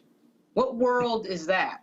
So you know that all these players who've been retiring all these years, I mean, I can't even remember a time where this league was less than 70% black. But if all these players are eligible for coaching, et cetera, and so on, that know this game, and you have one black head coach. At no time should you have one black head coach. But the NFL taught us all we needed to know with the Kaepernick situation. That was pretty much the total thing that we needed to know there in terms of what these white owners think about black male individual thought, because they're fine with you as long as you're making money for them, and they're fine with you as long as you shut up and play and shut up and dribble, you know, whatever it is that it takes to get them richer is all good. The minute you turn into an individual person who is thinking and saying things and standing up for self and being a person in full, then it's a problem. And that's why there is not more head coaches on that side. As somebody who's a New York Giants fan, and I do pay attention to the Washington Football Club, you know, we just watched Joe Judge get canned. Joe Judge was an absolute disaster.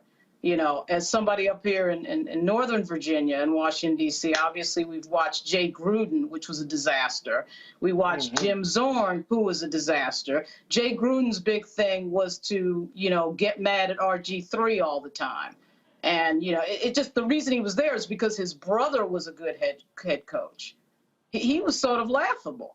We watched for years Jeff Fisher, who was a disaster. Oh my God, they swore Jeff Fisher was this unbelievable head coach. He sucked. Right, that's right. And that one alone would tell you that you can be an incompetent, mediocre person as long as you're not black. I mean, that was crazy. That was absolutely crazy. But to me, I can't think of a situation where you have all these professionals in a particular sport, 70% of whom are black. These are the people who bring the gate, that bring people into the, you know, that bring fannies to the seats and get people watching and get your TV contracts. And all the white folks are making the money on the sidelines. Same thing with college sports, which is another complete ripoff, where black people should be making the money. I mean, but it's the same thing with TikTok and everything else. It's like, we bring the cool, we bring the money, we bring the people, but we somehow get screwed when it comes to the moment when the money has to be made and when control has to happen. It's just an incredible thing. You know, Greg, I'm sure there are some folks who are watching who are like, yo, man, that's the NFL. We got to stop watching. Got it? Take it. But what I need people to understand is that when we have these conversations, you can just take NFL and remove that and then put in NCAA. And then you can just remove NCAA and then you can just slide in Wall Street. You can just take out Wall Street and just slide in Silicon Valley. We're talking about systems. Troy Vincent, who is a former NFL player who works for the NFL, gave an interview this week where he was critical of how black coaches are being treated, how they get short tenures. And people go, oh my God, Troy Vincent, he works for the NFL. Let me remind people who don't quite understand this whole thing, Greg. Roger Goodell is the commissioner of the National Football League, makes like $50 million a year. He does not run the National Football League. Roger Goodell is an employee. He does not have sole authority. There are 32 owners of the National Football League. And so when we talk about what's the problem with hiring black coaches, it's not an NFL problem. It's 32 owners. It's 31 white men and one Pakistani American in Shahid Khan, who owns the Jacksonville Jaguars. I need everybody to understand. While folks run around with their jerseys and, oh, that's my team. No, it's not your team. It's the team of 32 billionaires. They sign off on who is the head coach. In the history of the NFL, if I'm correct, let me look up. I just want people to understand how many. And I think the answer is 0. How many black NFL presidents? See, I want everybody to understand hierarchy. Let's see here. Jason Wright, my apologies. Jason Wright, who came on this show last year, when he was named president of the Washington football team, he became the first African American ever to be the president of the team. Wow. Owner, president. Now, Farage's in Baltimore. People know about Ozzie Newsome. Ozzie Newsome was the general manager. Yep. Meaning there are people who were above Ozzie. Now, phenomenal GM, should go into the Hall of Fame as a player and as an executive. But there are people above him.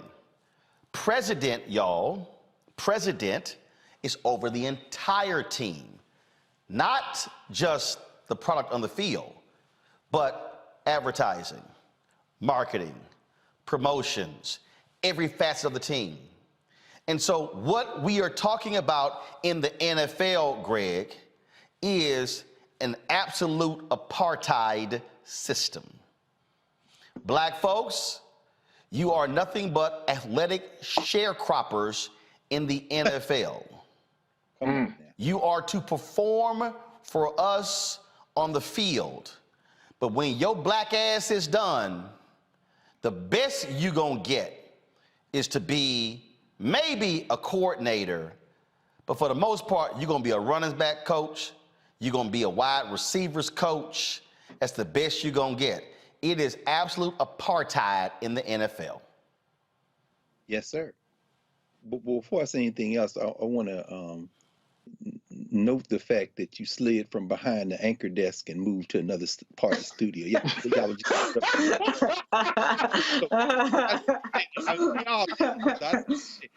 well, we got space, so I figure I ain't just want to stay seated, because I thought about going to the green screen, then I thought about going to the stand-up position with the Black Lives Matter in the background. So I want to go ahead and hang out here with James Baldwin, Mr. B, and Ida B. Wells Barnett. No question, especially with Josina Anderson coming and then talking football, I had to have, of course, right here. This is just so y'all know what's on the set. That's when Grambling won the 2016 national championship. They gave me that football. And of course, y'all see what I got over here on the shelf. These are the Colin Kaepernick Nikes he sent me right here. So I got these here as well. So I wanted to have that as the backdrop. Okay, Henry ain't gonna zoom in, so let me go ahead and manually zoom it in. So y'all see these are the Kaepernick specials right here. So go ahead, Greg. No, actually, now you and your crew run a tightly scripted show, but I swear, y'all, we did not coordinate this. When you mentioned Grambling, Hugh Jackson, who's one of those cats who got his throat cut a couple of times, and Colin Kaepernick, therein lies the point of entry for what must be done. LVB laid it out. You laid it out, Lauren. This is a capitalist show and it's a circus. And you said it, Roland, that this is apartheid, and we know when pressure is being put on. And the metaphor was perfect. Can't argue with Roger Goodell. You got to deal with his owners. Any more than you can argue with Tim Scott or Kyrsten Sinema or Cosplay Coal Mine and Joe Manchin. You got to argue with their owners. And when we see their owners threatened is when we see movement. Now, what I would have asked Josina Anderson is, what would it take to get movement? Quite frankly, I had to look up the fact I didn't know that the Texans had a black coach, and I didn't know the Dolphins had a black coach. I don't know any of the records for the NFL over the last several years, because when you held those shoes up with Colin Kaepernick, that reminds folk that some of us said we would never watch the National Football League again. I don't follow the scores. I don't know who's in the playoffs. I just learned from y'all that the Bills are in the playoffs. Well, that's not true. I couldn't give less of a damn. But here's what happened. My little whatever makes me feel satisfied and gives me more time to do real work and this kind of thing. It doesn't have any impact on them. If enough of us did it, it might, if we reflect back to when folks start taking the knees and Donald Trump said, get those sons of bitches out of here, and black folks started rumbling, it scared the living shit out of those owners. And even Jerry Jones was on both of his knees in Cowboy State, because please, Negroes, just at that moment. But guess what? They were able to put it back in the box. Now, the bridge you built with the NC2A, I think that is the perfect point of entry, because what's being talked about now off camera, what's being talked about now out of the earshot of the press, is the fear of a slave rebellion at the NCAA level. Why? Because Deion Sanders, that's cute, till you start raiding the top recruits. And that's still kind of cute. We can still kind of play along with you unless you get too many of them. And wait a minute, did some of them go to Eddie George at Tennessee State? Wait, did Hugh Jackson get some at Grambling? Wait, what the hell's going on? At that point, you see a rematch of what they tried to do with Rich Paul and LeBron James a couple of years, which is collude between the NC2A and the NBA to shut this slave rebellion down. The only way the NFL is going to change is when we force them to change. And quite frankly, we're not going to force them to change because we are too heavily invested in things that are comfortable. So the NC2A might be the level we need to focus on, because this last thing I'll say, the difference between the NC2A and the NFL is the NC2A and HBCUs are nominally black controlled. And fans don't care. A lot of fans do, the racists or whatever, but we won't care if Grambling is playing in the Celebration Bowl in Atlanta against North Carolina. Well, it won't be North Carolina A&T, they leaving the league. South Carolina State or whoever, or Jackson State is playing against.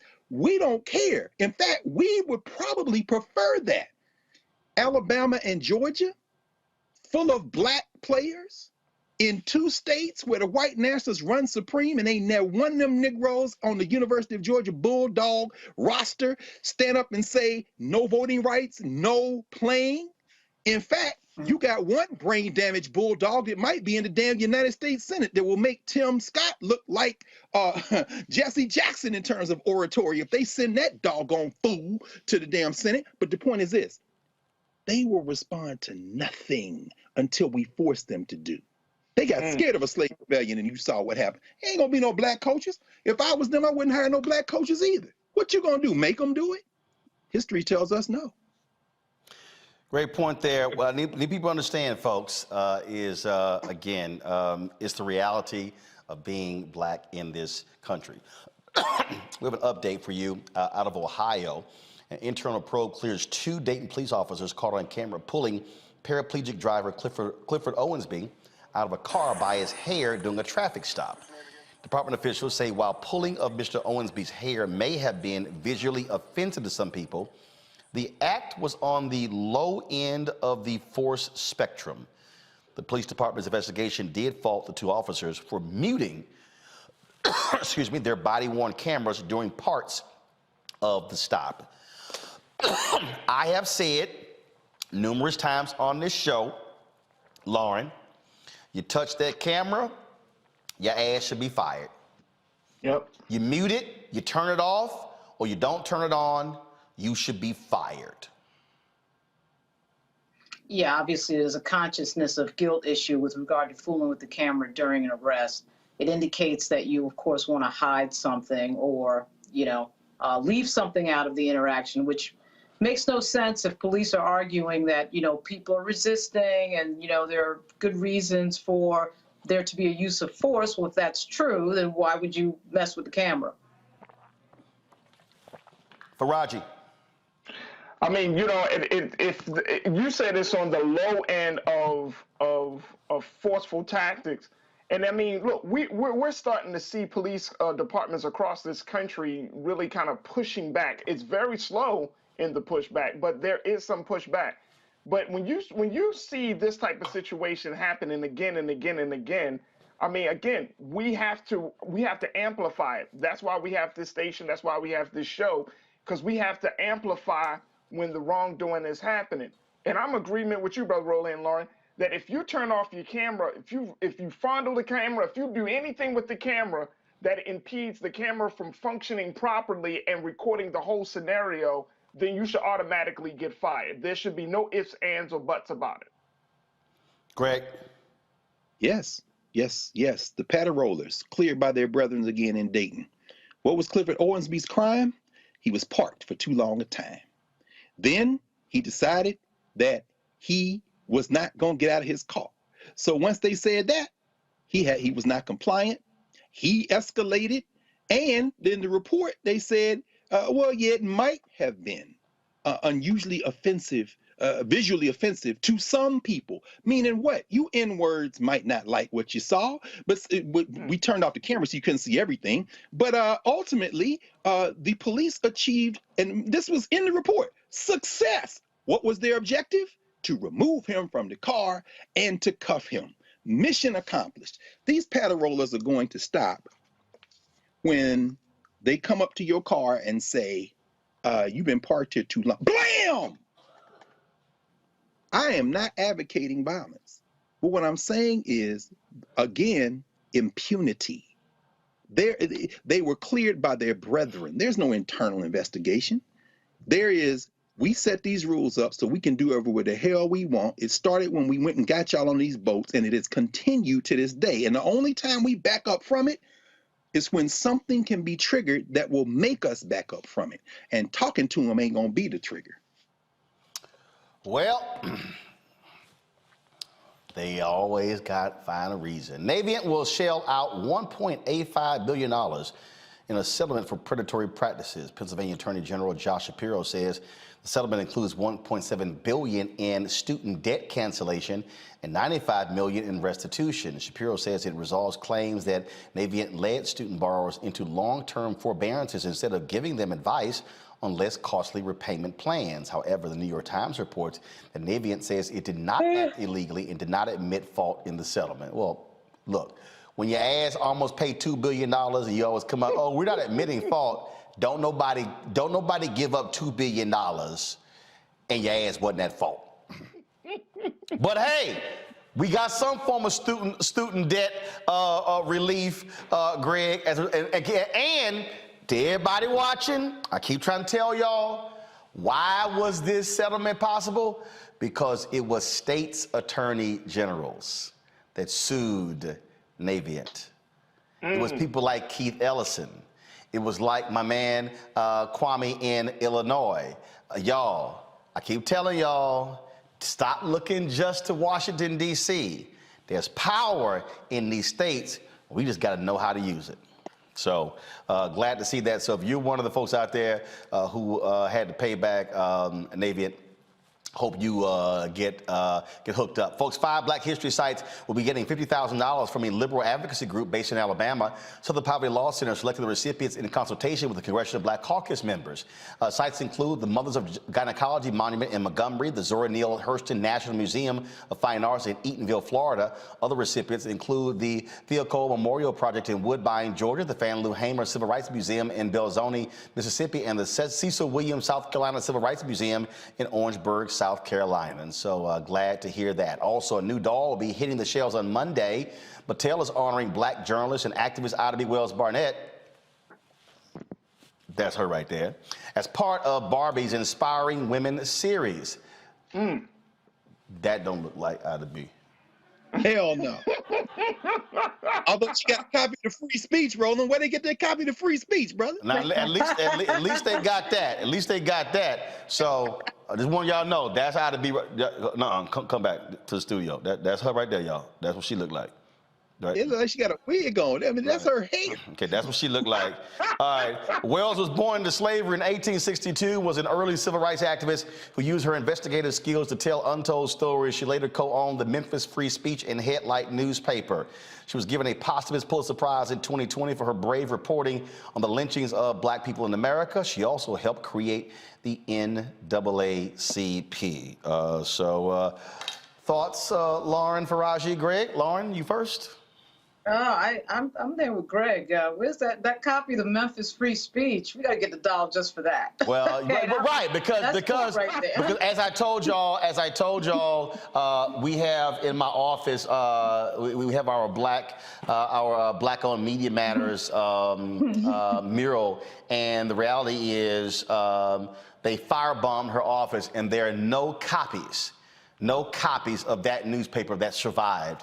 And so there you go. Faraji, go ahead. No, I always think that it's pretty cool, even though it may not look like the person, but I do think that it does pushes the envelope for our children to learn. And I mean, I hope, and I don't see I don't know how many little girls still play with Barbie dolls. I mean, it used to be super popular back in the 80s and 90s. I'm not sure if it's what it is now, but They trying to sell some dolls. They trying to sell some. Okay, but you know what? Any way to get our history out there, whether it's through this, like through this whole doll initiative or whatever the case may be, I'm all for it. I'm all for it. I mean, but I do want to know. Hold on, let me look it up. Do y'all know if any of the proceeds are going to black causes? Let's check. I'm checking right now. Any, like, for instance, I know there are organizations that, and I'm just saying. I'm looking on here. At least NABJ. Yeah, absolutely right. So I'm looking on here. I'm looking. Looking like I might have to make a phone call. Would you, Roland? Seriously, because Mattel, a billion-dollar industry, they got everything from He-Man to, I mean, they got all the stuff. Thomas the Tank and whatever.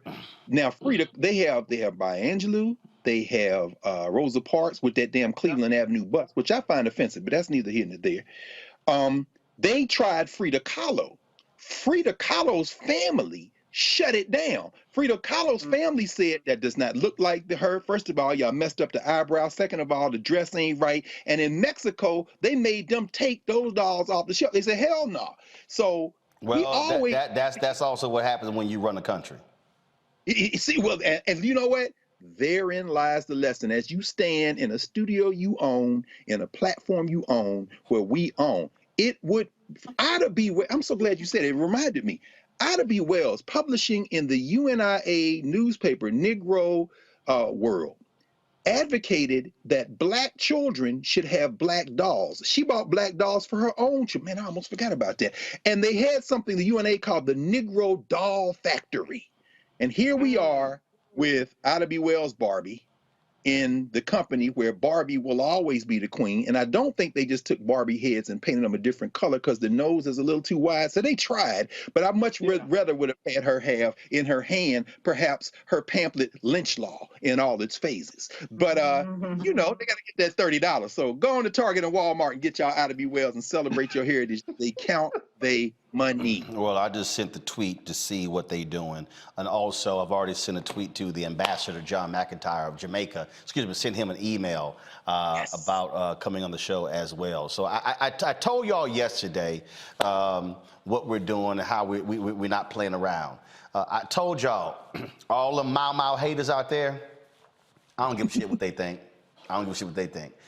Because we are about African Americans. We're about standing up for our folks. That's why we built this. And we got some other stuff coming down the pipe that's going to blow y'all out the water. That's why we want y'all to spread the word, download our Black Star Network app. We're on all platforms: Apple phone, Android phone, Apple TV, Android TV, Roku, Amazon Fire TV, Xbox, Samsung Smart TV as well.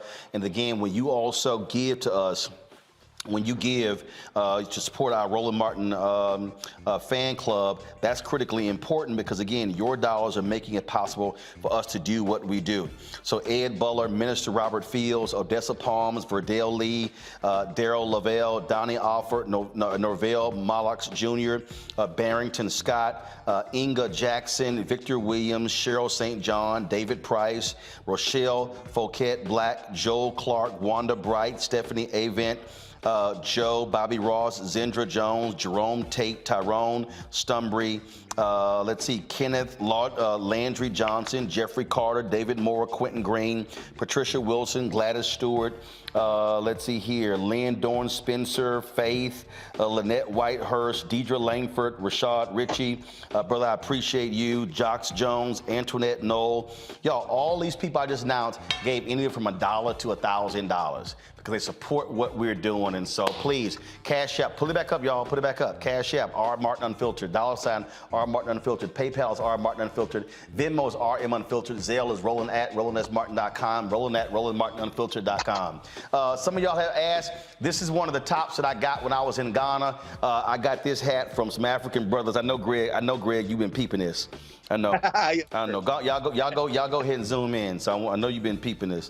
So it's a black-owned company. They're on Etsy. So I had. You look at my Instagram page. I had one on yesterday. It was maroon. So I got about 6 or 8 of these. So these are way too cool. Yes, they do keep my head warm when it's outside. So I like the hat. So I had to go ahead and rock this for you. And let me go ahead and tell y'all this here. I was on the phone on Tuesday with various ministers from Liberia, and we are planning right now to travel to Liberia next month for the 200th bicentennial of Liberia. Of course, a country that was founded by freed slaves of African descent. They're kicking off their 200th anniversary, and we are going to be partnering with Liberian State Television to live stream all of the developments that week. I said to them, ABC, NBC, CBS, American networks don't give a damn about Liberia's 200th anniversary. We do. And so the Black Star Network, to my knowledge, is the only black-owned media company. No black cable network, nobody black targeted, nobody else who is going to be traveling to Liberia to cover all the festivities. We're already working out an interview with the president of the country, other officials. We're going to be talking to folks, and so we're literally putting it all together right now. And so be on the lookout.